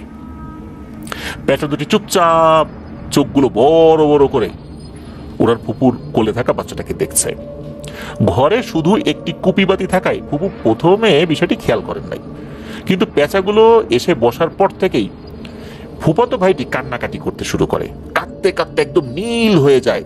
ফুপু বিষয়টি লক্ষ্য করেন। মাছের জালির সেই মশারি থেকে বের হয়ে হাতে কুপি নিয়ে উনি আশেপাশে খুঁজতে থাকেন। হঠাৎ ওনার নজর পড়ে সেই পেঁচা দুটির উপরে। পেঁচাগুলো জল জল চোখে তাকিয়ে আছে ওনার ফুফাতো ভাইয়ের দিকে। ফুপু প্রথমে হুস হুস করে শব্দ করলেন যাতে পেঁচাগুলো চলে যায়, কিন্তু পেঁচাগুলো এক বিন্দুও নড়ল না। আর ওনার ফুফাতো ভাইয়ের দিক থেকে নজরও সরালো না এক বিন্দুও। এটা দেখে কান্না করে ওঠেন ফুপু আর দাদাকে ডাকতে থাকেন। ফুপুর কান্নাকাটি দেখে দাদা দাদু দৌড়ে এলেন। তো ওনার দাদা শুরুতেই হুস হুস করলেন যাতে পেঁচা দুটো চলে যায়, কিন্তু না, পেঁচা দুটো এবারও একটুও নড়ল না। দাদা তখন ঘরের বেড়ায় ঝুলিয়ে রাখা ওনার গরুর লাঠিটা হাতে নেন আর দেন সজোরে এক বাড়ি। অবাক করা বিষয় হচ্ছে, আঘাত করার পর মনে হলো লাঠিটা বাতাসেই আঘাত করেছে, পেঁচাগুলোর গায়ে লাগেনি। পেঁচাগুলো এবার দাদার দিকে তাকালো লাল লাল চোখে এবং এক পা দু পা করে বাঁশের ধর্নার সাইডের দিকে গেল এবং উড়েও চলে গেল। এরা উড়ে যাওয়ার সময় মনে হলো যেন ওগুলো অদৃশ্য হয়ে গেছে, কিন্তু বাতাসে এদের পাখা ঝাপটানোর আওয়াজ শোনা যাচ্ছিল, অথচ এদেরকে দেখা গেল না। দাদা দাদু আর ফুপু মিলে আবার ফুফাতো ভাইকে দেখলো এসে। তো 7 দিন বয়সী ফুফাতো ভাই তখন কান্না করতে করতে একদম নীল বর্ণ ধারণ করেছে, তার সারা শরীর ফুলে গিয়েছে। পরদিন বাড়িতে মরা কান্না শুরু হয়েছে। তো ফয়সাল মোর্শেদ ভাইয়ের ফুপু আর দাদি ধরেই নিয়েছেন যে ফুফাতো ভাইটি আর বাঁচবে না। দাদা সারাদিন এখানে সেখানে ঘুরলো হুজুর কিংবা কবিরাজের আশায়। কোথা থেকে যেন পানি পড়া এনে শরীর মুছে দেওয়া হলো ফুফাতো ভাইয়ের, কিন্তু বাচ্চাটির কান্না কোনোভাবেই থামে না, শরীরের ফোলাও কমে না। দ্বিতীয় দিন রাত্রে আবার দেখা দিল সেই পেঁচাপেচি। আজকে আর তাদের বেশিক্ষণ বসার সুযোগ দেওয়া হয়নি, লাঠি দিয়ে তাদেরকে বসার সাথে সাথেই তাড়িয়ে দেওয়া হয়। কিন্তু পেঁচাগুলো বাড়ির পাশের কড়ই গাছের ডালে বসে একটু পর পর খেক খেক করে ডেকে ওঠে। এগুলো যতক্ষণ সেখানে বসে থাকে ততক্ষণ বাচ্চাটি চিৎকার করে করে কান্না করে, শরীর নীল বর্ণ হয়ে যায়। এভাবে 2 দিন যাওয়ার পর তৃতীয় দিন কোথা থেকে যেন কবিরাজি কাজ সেরে এই ফয়সাল মোর্শেদ ভাইয়ের চাচা বাড়িতে ফেরত আসে। এরপর চাচাকে দেখে ওনার ফুপু বলে ভালো একজন কবিরাজের সন্ধান দিতে। এই বাচ্চার উপর পেঁচাপেচির কুদৃষ্টি পড়েছে। এটা শুনে চাচা বলেন, আরে এইসবের জন্য আমি নিজেই যথেষ্ট, ইনশাল্লাহ অন্য কাউকে কিচ্ছু করা লাগবে না। আমি ছিলাম না বলেই এর মধ্যে এই ঘটনা ঘটে গেছে, দাঁড়া দেখতেছি আমি। এই কথা বলে উনি কোত্থেকে যেন এক মুঠো মাটি নিয়ে আসেন এবং সেই মাটিতে কি যেন পরে অনেকগুলো ফু দিয়ে ঘরে রেখে দেন। এরপর উনি বলেন, পেঁচাপেচিগুলোকে না তাড়িয়ে বাচ্চার কোনো চিকিৎসা করলে কাজে আসবে না, তাই আগে এগুলো তাড়াতে হবে। আজকে যদি পেঁচাপেচিগুলো আসে তাহলে কেউ যেন এদেরকে না তাড়ায়, ঘরের কাছে যেন আসতে দেয়। তবে সেদিন কিন্তু পেঁচাপেচিগুলো প্রথমেই বাড়ির চালের ধর্নার উপর আসেনি। শুরুতেই কড়ই গাছের উপর এরা বসে, কিছুক্ষণ খ্যাক খ্যাক করে ডাকে, এরপর হঠাৎ নিঃশব্দে এসে ঘরের ধর্নার উপর এসে বসে। এরা বসার সাথে সাথে আগে থেকে প্রস্তুত থাকা চাচা মুঠো ভর্তি সেই বালিগুলো পেঁচাপেচির উপর ছুড়ে দেয়। এবার পেঁচাপেচিগুলো শুরুতেই ধপাস করে ঘরের ধর্না থেকে মাটিতে পড়ে যায়। এরপর হুড়মুড় করে হেঁটেই কোথায় যেন পালিয়ে যায়। পরদিন ফয়সাল মোর্শেদ ভাইয়ের ফুফাতো ভাইয়ের শরীরের নীলবর্ণ দূর হয়ে যায়। এরপর চাচা একটা তেল পরা দেন ফুপুকে। ফুপু 7 দিন সেই তেল ফুফাতো ভাইয়ের শরীরে মালিশ করেন। আল্লাহর অশেষ রহমতে 7 দিন পর তার শরীরের ফোলা একদম সেরে যায়, আলহামদুলিল্লাহ।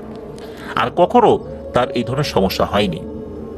ওনার সেই ফুফাতো ভাই বর্তমানে একজন স্কুল শিক্ষক, ভালো আছেন আলহামদুলিল্লাহ। এটা ছিল পেঁচাপেচি সম্পর্কিত ঘটনা। প্রিয় লিসেনার্স, পেঁচা রিলেটেড আরেকটি অতিরিক্ত তথ্য আমি যোগ করতে চাই। তো নারায়ণগঞ্জের ভুইগড় যেই স্ট্যান্ডটা রয়েছে, সেখানে রূপায়ণ সিটি রয়েছে, সেখানে আমার বোনের বাসা। তো আমি আমার বোনের বাসায় গিয়েছি। আমি দেখলাম যে বোনের বাসার পেছন দিকের যে বারান্দাটা, ওইটার মুখোমুখি আর একটা বিল্ডিং এর বারান্দা রয়েছে। সেই বারান্দার এসির উপরে, এসির যে আউটডোরটা থাকে ওইটার উপরে বেশ বড় আকৃতির একটা পেঁচা বসে আছে। ওই পেঁচাটা সারাদিন ওখানেই বসে থাকে। রাতের বেলা বের হয় কি হয় না এটাও আসলে ঠিক বলা যায় না। তো আমার বোন কি করেছে, সে ওই বারান্দায় গিয়ে ওই পেঁচার সাথে নাকি কথা বলেছে কি যে সে পরিষ্কার করতে ওই দিকটাতে গিয়েছে, ঘর গোছাতে গিয়েছে। তখন ওই পেঁচাকে বলেছে, কিরে তুই কি করিস, কোথা থেকে আসছিস, আসবি আমাদের বাসায়, এরকম বলেছে আর কি, মানে কয়েকটা কথা হাসি মুখে বলেছে। প্রিয় লিসেনার্স, আপনারা অবাক হয়ে যাবেন, আমার বোন ঘন্টা খানেক পরে দরজা খুলেছে, মানে ফ্ল্যাটের যে মেইন দরজা খোলার সাথে সাথে দেখে ওই পেঁচাটা দরজার বাইরে থাকা যে জুতা রাখার যে শেলফটা থাকে এটার উপরে বসে আছে। হঠাৎ করে এই পেঁচাটাকে দেখে আমার বোন ভয় পেয়ে যায়। ওই পেঁচাটা ঘরে ঢোকার অনেক চেষ্টা করতে থাকে, কিন্তু আমার বোন দ্রুত বাইরের যেই গেটটা থাকে আর কি, মেইন দরজার আগে একটা কেচি গেট থাকে, এই কেচি গেটটা টেনে দেয়। পেঁচাটা আকারে বড় হওয়ার কারণে সে ওইভাবে ঢুকতে পারছিল না। এরপর আশেপাশের লোকদেরকে খবর দেওয়া হয়, তারাও এসে অবাক হয়ে যায় এই পেঁচাটা কিভাবে একটা বিল্ডিং এর এই উপরে আসলো। কারণ এখানে উড়ে এসে কোনোভাবে বসবে এটার কথা না আর কি। বিল্ডিং এর শেপটাই ওই রকম, সে ডানা ঝাপটালে কোনো না কোনো জায়গায় এসে সে আটকে যাবে। তাহলে সে বিল্ডিং এর 5 তলায় কিভাবে উঠলো? তার ওঠার কিন্তু অন্য কোনো রাস্তা নাই। সিঁড়ি দিয়ে উঠতে হলে তাকে উড়ে উড়ে আসতে হবে। আর এত বড় একটা পেঁচা, সে ডানা ছড়ালে বিভিন্ন জায়গায় বেঁধে যাবে। কেউ দেখলো না, এতগুলো মানুষ দিনের বেলা উঠে আসলো। এরপর বিষয়টা আমাকে জানায় যে এখন কি করণীয়। তখন আমি বললাম যে পেঁচাটার শরীরে কোনো আঘাত যেন না করা হয়, আর এটাকে ওখানে থাকা সিকিউরিটিদের কাছে বুঝিয়ে দিয়ে এটা বলতে হবে যেন এই পেঁচাটিকে নিরাপদ একটি জায়গায় কোনো ধরনের আঘাত করা ছাড়া ছেড়ে দেয়া হয়। তো সেটাই করা হয়েছিল। তো আল্লাহর রহমতে আর কোনো সমস্যা হয়নি। এরপর আমি যখন গিয়েছিলাম ওই পেঁচাটিকে খোঁজার চেষ্টা করেছিলাম যে আশেপাশে কোথাও আছে কিনা, তবে না, রূপায়ণ সিটি থেকে একেবারেই সে চলে যায়, এরপরে আর কোথাও আসেনি। আমি যে কয়েকবার গিয়েছি ওই পেঁচাটিকে কিন্তু দেখেছি, বিশেষ করে এই ঘটনার আগে আর কি। তবে আমার বোন কথা বলার পরেই, তার সাথে কথা বলেছে, এরপরই সে ঘন্টাখানেকের ভিতরে এখানে কিভাবে চলে আসছে। এটা কি আসলে স্বাভাবিক কিছু ছিল নাকি অস্বাভাবিক কিছু ছিল এটাও বুঝতে পারিনি। হতে পারে এটা অস্বাভাবিক কিছু বা স্বাভাবিক কিছু। আরো একটি ব্যাপার, সেটা হলো আমার খুব কাছের একজন ফ্রেন্ড, যিনি সরকারি একজন কর্মকর্তা, তো সে নিজে গাড়ি ড্রাইভ করে যশোর থেকে ফেরত আসছিল। তো যশোর থেকে ফেরত আসার সময় রাজবাড়ী রাস্তার মোড় যেটা ফরিদপুরে রয়েছে, যেটা অনেকে চেনেন ওই দিক দিয়ে যারা আসা যাওয়া করেন, তো ওই জায়গাটা পার হয়ে যখন গাড়িটা আগাতে থাকলো রাজবাড়ির দিকে আর কি, হঠাৎ করেই ওই গাড়ির কাচের উপর ধপাস করে একটা পেঁচা এসে পড়ে। তখন আমার ফ্রেন্ড ওখানেই গাড়িটা থামানোর পর দেখলো যে পেঁচাটা বেশ আহত হয়ে আছে, তবে পাখা ভেঙে যায়নি, চুপচাপ আছে। কেউ ওই পেঁচাটিকে ধরার সাহস পাচ্ছিল না। তখন আমার ফ্রেন্ড ওই পেঁচাটিকে ধরে, পেঁচাটি খুব শান্ত ছিল। তারপর আমার ফ্রেন্ড চেক করে যে ওর কোথাও কোনো ক্ষতি হয়েছে কিনা। এরপর দেখলো যে না, কোথাও কোনো ক্ষতি হয়নি। আশেপাশে অনেক লোক জড়ো হয়ে গিয়েছিল। তখন সবাই বলছে যে পেঁচাটিকে আমাদের কাছে দিয়ে দেন। তখন আমার ফ্রেন্ড চিন্তা করলো যে এর মধ্যে কোনো দুষ্টু লোক থাকতে পারে, এটাকে নিয়ে অনেক ধরনের ব্ল্যাক ম্যাজিক করে। বিশেষ করে পেঁচা জবাই করার পর প্রথম যে চোখটি বন্ধ হয়, এই চোখটি দিয়ে অনেক ধরনের তন্ত্রমন্ত্র করা যায়। উনি তখন সাফ জানিয়ে দেন যে না, পেঁচাটি আহত অবস্থায় আছে, আমি এটাকে নিয়ে যাচ্ছি। অনেকেই বলেছে দিয়ে দেন, আমাদেরকে দিয়ে দেন, আমরা পালবো এটা সেটা। কিন্তু আমার ফ্রেন্ড তাদের মতিগতির ভালো আসলে বোধ করে না, তাদের মতিগতিটা। এরপর সেই পেঁচাটিকে নিয়ে আসার পর এটাকে সুস্থ করার পর আকাশে ছেড়ে দেন। অদ্ভুত ব্যাপার হচ্ছে যে এই ঘটনার পর তার কিছু কিছু কাজ আটকে ছিল, মানে যেটা আসলে সহজে হওয়ার কথা নয়, কারণ সরকারি অনেক কাজ কিন্তু অত্যন্ত জটিল, আমলাতান্ত্রিক জটিলতা তো রয়েছেই, আর তার কাজগুলো ছিল বেশ কিছু জটিল পদ্ধতির। আল্লাহর অশেষ রহমতে মনে হচ্ছে অলৌকিকভাবে সেই কাজগুলো সমাধান হয়ে যায়। যখন এই ঘটনা ঘটে তখনও আমার ফ্রেন্ড, যদি এটা ঘটেছিল কিন্তু রাতের বেলা, মানে অনেক রাত না, এশার নামাজের কিছুক্ষণ পরে আর কি, তখন হালকা গুড়ি গুড়ি বৃষ্টিও হচ্ছিল, এমত অবস্থায় পেঁচাটি এসে পড়েছিল। আমার ফ্রেন্ড যখন এই বিষয়টা আমাকে বলে তখন আমিও তাকে পরামর্শ দিয়েছিলাম যে এই পেঁচাটিকে নিয়ে আসার জন্য এবং পরবর্তী থেকে ছেড়ে দেওয়ার জন্য। সে সেটাই করেছে। ওই সময় আমি ঢাকাতে ছিলাম, তো যার কারণে ফোনে আমি পরামর্শ দিয়েছিলাম। তো এই যে ব্যাপারটা, এই পেঁচাটা আসলে স্বাভাবিক কোনো পেঁচা ছিল নাকি অস্বাভাবিক কিছু ছিল, আর স্বাভাবিক না হয় অস্বাভাবিক কিছু হলেও এটা যে ভালো কিছু ছিল এটা বোঝা যাচ্ছে, বিশেষ করে আমার ফ্রেন্ডের গাড়ির সাথে যে পেঁচাটার আঘাত লাগে। আর আমার বোনের বাসায় যে পেঁচাটা ছিল, এটা কি স্বাভাবিক কোনো পেঁচা নাকি অস্বাভাবিক কিছু পেঁচা, এটা বোঝাটা মুশকিল হয়ে যায়, কারণ এটাকে দিনের বেলাতে অনেকে দেখেছে, ধরেছে, হাত দিয়ে ধরেছে, তো আবার কথা বলার পর চলে এসেছে, এটাও একটা অস্বাভাবিক বিষয়। তো এটা, এই দুইটা বিষয় এই পেঁচা সংক্রান্ত বেশ রহস্যময় লেগেছে আমার কাছে। আপনাদের যদি এই বিষয়ে কোনো মতামত থাকে কমেন্ট সেকশনে জানাতে পারেন। প্রিয় লিসেনার্স, চলুন চলে যাব আমাদের এবারের এপিসোডের পরবর্তী আরও একটি নতুন ঘটনায়। প্রিয় লিসেনার্স,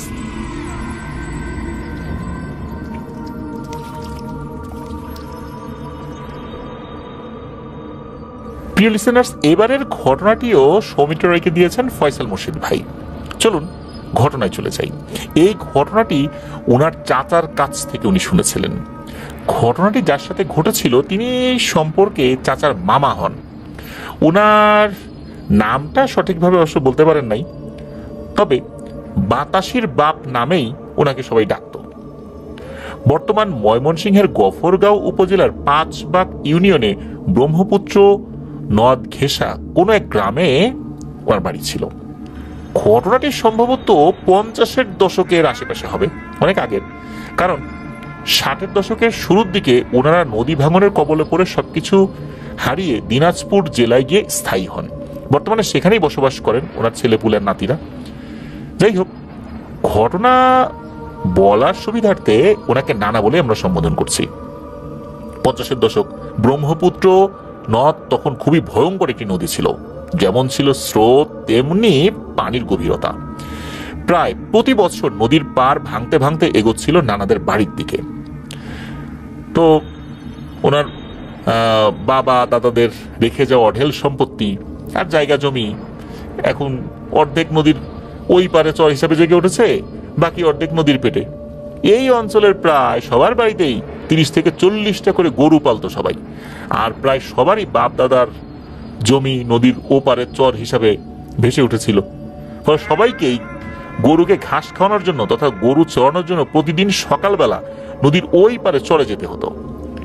এক একজন মানুষের ৫০ থেকে ৬০টি করে গরুর বহন নিয়ে যখন মানুষ সকালবেলা ব্রহ্মপুত্র নদ পার হয়ে ওই পারে যেত, সেই বহরগুলোকে একসাথে দেখলে আফ্রিকার বিখ্যাত দ্য গ্রেট মাইগ্রেশনের কথা মনে পড়ে যায়। বিশেষ করে মাসাই মারা সেরেঙ্গিটির যে মাইগ্রেশনটা, দেখা যাচ্ছে যে আফ্রিকাতে অনেক পশু পাখি একসাথে এক অঞ্চল থেকে অন্য অঞ্চলে যাওয়া শুরু করে। হাজার হাজার লক্ষ লক্ষ পশু পাখি একসাথে রওনা দেয়।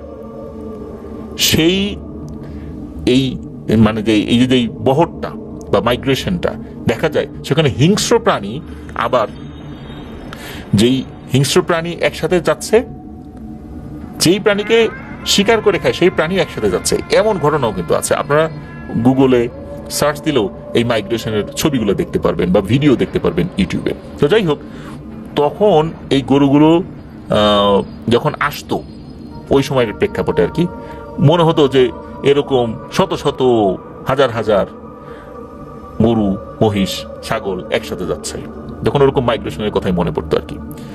তো নদীর পানির গভীরতা কিংবা স্রোত ছাপিয়ে সব থেকে ভয়ের যে বিষয়টা ছিল সেটি হচ্ছে কুমির। এই নদীতে তখন কুমিরে ভরা ছিল। কুমিরগুলো বড় বড় গরুগুলোকে কিছু করতে না পারলেও ছোট বাছুরগুলোকে টার্গেট করত। উল্লেখ্য যে ব্রহ্মপুত্র নদে একসময় প্রচুর ঘড়িয়াল থাকতো, মূলত এই ঘড়িয়ালগুলোকেই চাচা কুমির হিসাবে ধরে নিয়েছেন আর কি। তো যাই হোক, গরু রক্ষায় সেই কুমিরগুলোকে মোকাবেলা করার জন্য নদী পার হওয়ার সময় হাতে এক ধরনের বিশেষ চোখা লাঠি বহন করতেন তারা। নানাও তার ব্যতিক্রম ছিলেন না। এমনই একদিন চরে গরু চড়ানোর শেষে বিকেলে গরু নিয়ে বাড়িতে ফেরত আসছিলেন নানা। নদীতে তখন পানি কম ছিল, তাই কিছুটা হেঁটে কিছুটা সাঁতরিয়ে নদী পার হওয়া যেত। হেঁটে হেঁটে তিনি যখন হাঁটু পানিতে নামলেন, হঠাৎ ওনার পায়ে একটা কিছু স্পর্শ লাগলো। বর্তমানে নদীর পানিতে যেমন দূষণের ফলে নানা ধরনের আবর্জনা পাওয়া যায়, তখন কিন্তু এমনটা ছিল না। ফলে কোনো কিছু পায়ে স্পর্শ লাগতেই নানা সেটিকে গুরুত্ব দেন আর হাতে না ধরে পা দিয়েই স্পর্শ করতে লাগলেন। অনুভব করার চেষ্টা করলেন সেটি কি জিনিস। হঠাৎ নানার পায়ে কিছু একটা খোঁচা লাগে। নানা জলদি পা পানির উপরে তোলেন, দেখেন পা থেকে ফোঁটা ফোঁটা রক্ত পড়ছে। উনি এবার হাত দিয়ে পানির নিচ থেকে সেই জিনিসটিকে তোলেন, তুলে দেখেন এটি একটি মাটির ঢুলি। ঢুলি মানে মাটির ছোট একটা পাত্র আর কি। সেই ঢুলির ভেতর একটি কাগজে মোড়ানো কিছু কাদার মতো ময়লা, আর সেই কাগজের পুটলিতে বেঁধানো আছে অনেকগুলো সুই। সেই সুইগুলোরই কোনো একটার আঘাত নানার পায়ে ছিদ্র করেছে, যেখান থেকে ফোঁটায় ফোঁটায় রক্ত পড়ছিল।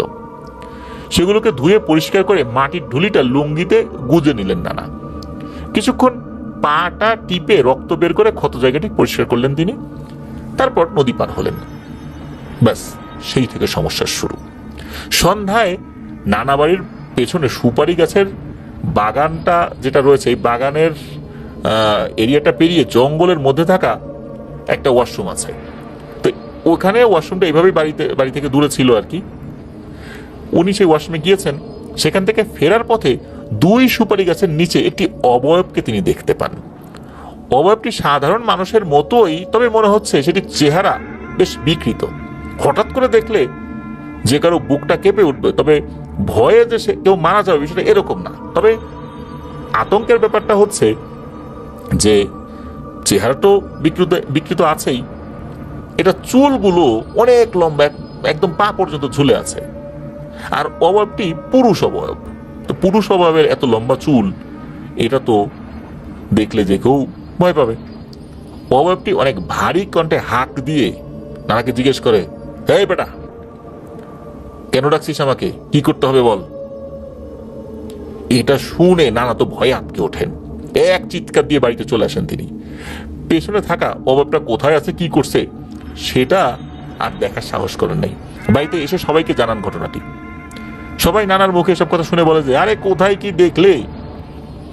আবার চলো যাই, একসাথে যাই, ওখানে কি আছে দেখে আসি। কে ভয় দেখানোর চেষ্টা করছে? এরকম লম্বা চুল মাথায় পরে মনে হয় যাত্রাপালার কেউ পর চলা পরে আসছে, ইচ্ছা করে তোমাকে ভয় দেখাইছে, কেউ মজা করছে। চলো যাই, খুঁজে দেখি। সবাই মিলে তো ওই জায়গায় আসছেন। জঙ্গল, সুপারি বাগান, সব জায়গায় খুঁজছে, কিন্তু না, পাওয়া যায়নি। এমনকি যেখানে দাঁড়িয়ে ছিল বলে নানা বলেছেন, সেখানে যদি কেউ দাঁড়িয়ে থাকে, ওখানে মাটির উপর তো কোনো একটা চিহ্ন নিশ্চয়ই থাকবে, কিন্তু না, সেখানেও কোনো চিহ্ন তারা দেখতে পেলেন না। তখন সবাই বলতে থাকেন, আরে তুমি কি দেখছো, ভুল দেখছো। নানাও বলতে থাকেন যে আসলেই ভুলই দেখছি মনে হয়, তাছাড়া এখানে তো কোনো চিহ্ন নাই, আর আমি কাকে কি দেখলাম। এরপর নানা অন্যদেরকে বলেন যে এটা যে এসে বললো যে কেন ডাকছিস কি, আমি আবার এটাকে কেন ডাকতে যাব, চিনি না, জানি না। তো যাই হোক, রাতের বেলা ঘুমের মধ্যে নানা হঠাৎ করে চিৎকার দিয়ে উঠেছেন। আবারও সেই অবয়ব ঘুমের মধ্যে তাকে বলছে, বা স্বপ্নের মধ্যে বলছে, তবে খুব শান্তভাবেই নানাকে বলছে, কেন ডেকেছিস, কি করতে হবে বল, আর বিনিময়ে আমাকে কি দিবি। নানা তো বুঝতেই পারছেন না যে তার সাথে আসলে হচ্ছেটা কি। পরদিন সকালে বরাবরের মতোই নানা এবং অন্যান্যরা মিলে গরু নিয়ে চরের দিকে রওনা দেন। কিন্তু সেদিন কিছুটা অন্যরকম লাগছে নানার কাছে। একটু পর পর মনে হচ্ছে কে যেন ওনার পা ধরছে, বিশেষ করে যখন নদী পার হচ্ছিলেন আর কি। উনি প্রথম ভাবেন মাছ, আশেপাশে হাত দেন, মাছ ধরতে পারেন কিনা, কিন্তু কিছুই পাওয়া যায় না। হঠাৎ নদীর গভীর অংশে গিয়ে যখন উনি সাঁতার দেন, তখন উনি পানির নিচে স্পষ্টভাবে সেই অবয়বটিকে দেখেন, সেই বিকৃত মুখ এবং ভয়ঙ্কর চাহনি। সেটি নানার দিকে এক দৃষ্টিতে তাকিয়ে আছে। নানা সেটি দেখে পাগলের মতো তীরের দিকে সাঁতরাতে থাকেন, চিৎকার করতে থাকেন। তা দেখে আশেপাশের লোকজন ভেবেছে নানাকে বুঝি কুমিরে ধরেছে।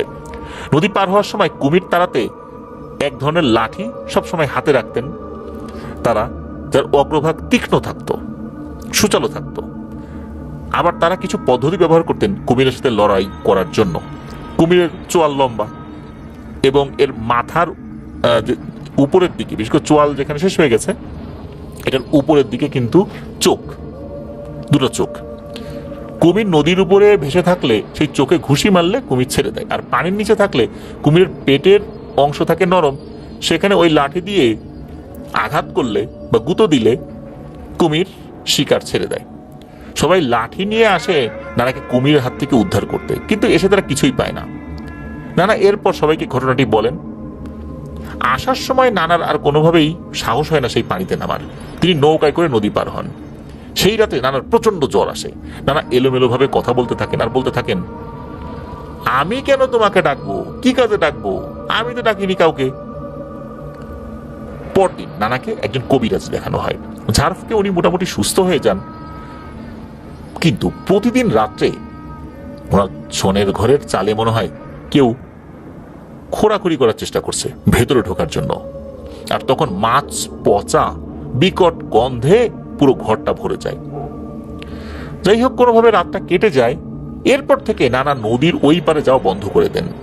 এভাবে কাটে আরো প্রায় 15 দিন। এবার দেখা দেয় নতুন এক সমস্যা। নানার পায়ের যে অংশে সুই বিদ্ধ হয়েছিল সেই আঙ্গুলটাতে পচন ধরেছে, সারা পা নীল হয়ে গিয়েছে। তবে তখন আর কোনো জিনের বা অন্য কোনো অবয়বের উপস্থিতি বোঝা যাচ্ছিল না। স্বপ্নেও আসে না, বাস্তবেও দেখে না। পায়ের পচন ধরা দেখে সবাই ভয় পেয়ে যায়। বাকি পা নীল হয়ে আছে বললে ভুল হবে, একদম কালো হয়ে আছে। প্রথমে নীল থেকে একদম কালো হয়ে গেছে, বোঝা যাচ্ছে এই পাটা পুরোটাই পচে যাবে। নানা দত্তর বাজার নামক এক জায়গায় এক কবিরাজের কাছে যান চিকিৎসা করতে, কিন্তু সেই কবিরাজ এই পচনের ব্যাপারে কিছুই করতে পারেনি। শুধু মালিশের জন্য একটি তেল দিয়েছিল। 2-1 দিনের মধ্যে মাইজ বাড়ির এক কবিরাজ আসে। উনি জানান যে এই বান মারা সংক্রান্ত কালো জাদুর কিছু একটা উনি টেনে এনেছেন, যার কারণে এই সমস্যা হচ্ছে। কবিরাজ তার কাছে থাকা জিনদের কাছে থাকা যে তথ্য, এই তথ্য নিয়ে জানান যে কয়েক বছর আগে কেউ একজন ভয়ানক এবং খুবই শক্তিশালী এক জল পিশাচের সহায়তায় আশেপাশের গ্রামের কোনো এক লোককে বান মারে। সেই বান মারার পর সেই পিশাচ কাজ শেষ করে আবারও পানিতে চলে যায়। এই পিশাচ মূলত পানিতেই থাকে, কিন্তু এই জল পিশাচ খুবই শক্তিশালী, ফলে এখানে নদীর পানি পাক খায় আর নদী ভাঙে। যাই হোক, সেই বানের জিনিসপত্র মূলত রক্তের সংস্পর্শে আসার পর আবারও সেই জল পিশাচের উপর একটা তদবিরের কাজ চলে আসে। যেহেতু নানা উনি পার হচ্ছিলেন ওই সময়, হঠাৎ করে শুয়ে আঘাত লেগেছিল, রক্ত পড়েছে। এই রক্তটা ওইখানে লাগার কারণে, ওই শুয়ে লাগার কারণে একটা কমান্ড, একটা নির্দেশ ওই জল পিশাচের উপর চলে আসে। মূলত এই কালো জাদুটা যখন করা হয়েছিল, যিনি করেছিলেন তিনি তার রক্ত এই সুই দিয়ে বের করেছিলেন, যার কারণে ওই নির্দেশটা জল পিশাচ পালন করেছিল। এরপর তো এটা ফেলে দিয়েছে। যেহেতু ওই জিনিসটা রয়ে গেছে আর ওখানেই নানার পায়ে আঘাত লেগেছে, যার কারণে ওই জল পিশাচটা চলে এসেছে নানার কাছ থেকে আদেশ শুনতে যে কি করতে হবে। মূলত জল পিশাচটাও এই কাজটা করতে বাধ্য। এখন নানা তো এসবের কিছু জানেন না। এখন উনি এই পিশাচকে দিয়ে কি করাবেন, আর এসবের পরিণতি যে ভালো না এটা তো উনি জানতেন। আর এই পিশাচটাকে কি দিবেন, কিভাবে সন্তুষ্ট করবেন, নানার মাথায় তো কিছুই আসছে না। সেই কবিরাজ নানাকে সেই মাটির ঢুলিটা কোথায় আছে জানতে চান। নানা জানান যে সেটা তো বাড়িতে আছে। সেই কবিরাজ বলেন, আপনার পা পচে যাওয়াটা আসলে সেই জল পিশাচেরই কাজ। একটা তদবিরের মেয়াদ থাকে 15 দিন। বিশেষ করে এই জল পিশাচ যে কাজটা করে এটা 15 দিন কাজ করে। এর মধ্যে আপনি তাকে কোনো কাজ দেন নাই, ফলে আপনি তাকে অযথা বিরক্ত করেছেন বলেই সে ধারণা করেছে। আর অহেতুক বিরক্ত করার কারণে সে একটা ব্ল্যাক ম্যাজিক করেছে বা কালো জাদু করেছে আপনার পায়ের উপরে। এই পাটা ধীরে ধীরে পচে যাবে, তবে মাটির ঢুলিটা যদি আমাকে দিতেন তাহলে আমি কোনো কাজ করতে পারতাম আর কি। তো নানা এটা শুনলেন। এরপর ওই কবিরাজ নানাকে বলেন, আপনাকে এই ঢুলিটা আমাকে দিতে হবে। কবিরাজের আগ্রহ দেখে নানার মনের মধ্যে সন্দেহ লাগে। কবিরাজ এটাও বলেন যে আপনাকে কষ্ট করে আসতে হবে না, আমি নিজে গিয়ে আপনার বাসা থেকে সেই ঢুলিটা নিয়ে আসবো। নানা তো চিন্তা করেন যে কি ব্যাপার, কবিরাজ এটা নিয়ে এত আগ্রহ কেন দেখাচ্ছে, কোনো একটা ঝামেলা করবে না তো? নানা কিছুটা এড়িয়ে যান এবং বলেন, আচ্ছা ঠিক আছে, আমি তো গফরগাঁও যাব, আপনি আসেন আমার বাড়িতে, দেবনি। সেই দিন বাড়িতে আসার পর নানা কবিরাজের দেয়া তথ্য যেটা শুনেছিলেন এটা সবাইকে বলেন। সবার মধ্যে তো কান্নাকাটি রোল পড়ে যায়। নানি তো রীতিমতো গড়াগড়ি করে কান্নাকাটি শুরু করেছে। কবিরাজ নাকি 15 দিন সময় দিয়েছে, এরপর নানা মারা যাবেন। সব শুনে পাশের বাড়ি একজন পরামর্শ দেয়, আরে তোমরা এত জায়গায় না ঘুরে মৌলানা শামসুল হুদা পাঁচবাগী সাহেবের কাছে যাও না কেন? এটা শুনে পরদিনই সকালেই পাঁচবাগ গ্রামের প্রখ্যাত মৌলানা জনাব শামসুল হুদা পাঁচবাগী হুজুরের কাছে নানাকে নিয়ে যাওয়া হয়। নানাকে দেখেই হুজুর বলে ওঠে, কিরে যা পাস তাই ধরা লাগে, ওই ঢুলি কই রাখছিস? নানা বলে, বাড়িতে আছে হুজুর। তখন হুজুর বলেন, এটা আজকেই বাড়িতে যখন ফিরবি ভেঙে টুকরা টুকরা করবি, খবরদার এটা কারো হাতে দিবি না। তারপর হুজুর দোয়া দুরুদ করে ফু দিয়ে বেশ ভালো ঝাড়ফুঁকি করেন আর কি, ফু দিয়েছেন, তারপরে বেশ কিছু তেল মালিশ করে দিয়েছেন। হুজুর এটা বলেন যে যতটুকু একদম পচে গেছে এটা ঠিক হবে না রে বাপু, তবে এই পচন আর বাড়বে না ইনশাল্লাহ, পচন বন্ধ হয়ে যাবে, তুইও ইনশাল্লাহ ঠিক হয়ে যাবি। 5 ওয়াক্ত নামাজ পড়িস, আর উল্টা পাল্টা কোনো কবিরাজের কাছে গিয়ে এই ধরনের চিকিৎসা করাবি না, তাহলে কিন্তু বিপদ হয়ে যাবে। নানা জিজ্ঞেস করেন, হুজুর মূল ঘটনাটা কি ছিল? হুজুর জবাব দেন যে ওই কবিরাজ শুরুর দিকে যেগুলো বলেছে সেগুলো ঠিক আছে, এভাবেই মূলত তোর উপর কালো জাদুটা এসে পড়েছে, আর 15 দিনের মধ্যে কোনো কাজ দিস নাই, যার কারণে ও ক্ষিপ্ত হয়েছে। তবে এই যে ঢুলিটা, এই জিনিসটা যদি ওর হাতে দিয়ে দিতি, ও ওই জল পিশাচটাকে দিয়ে অনেক ভয়ঙ্কর কাজ করাতো। এর থেকে আর বেশি কিছু তো জানার দরকার নাই, ইনশাল্লাহ তুই ভালো হয়ে যাবি। তো ওই দিনের পর মোটামুটি 3 দিনের মধ্যেই নানার পা আল্লাহর রহমতে সম্পূর্ণরূপে সুস্থ হয়ে যায়। তবে ওনার বৃদ্ধা আঙ্গুলটি পচে যাওয়ার কারণে সেটি আর ভালো হয়নি, ওটা ওভাবেই নষ্ট হয়ে গিয়েছিল। বর্তমানে নানার বংশধররা দিনাজপুরে বসবাস করেন, আর মৌলানা শামসুল হুদা পাঁচবাগী হুজুর 1988 সালে ইন্তেকাল করেন। ওনার বাড়িতে একটি মসজিদ এবং মাদ্রাসা রয়েছে বর্তমানে। তো এটাই ছিল ঘটনা।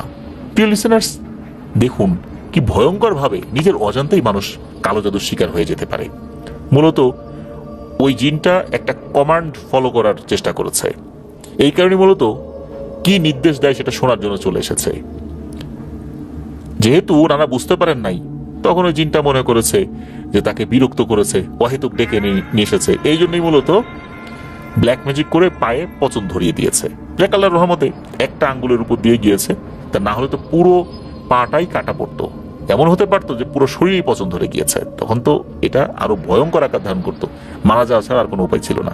আলহামদুলিল্লাহ আল্লাহ ওনার হায়াত রেখেছিলেন, বেঁচে গিয়েছিলেন। এটি ছিল ঘটনা।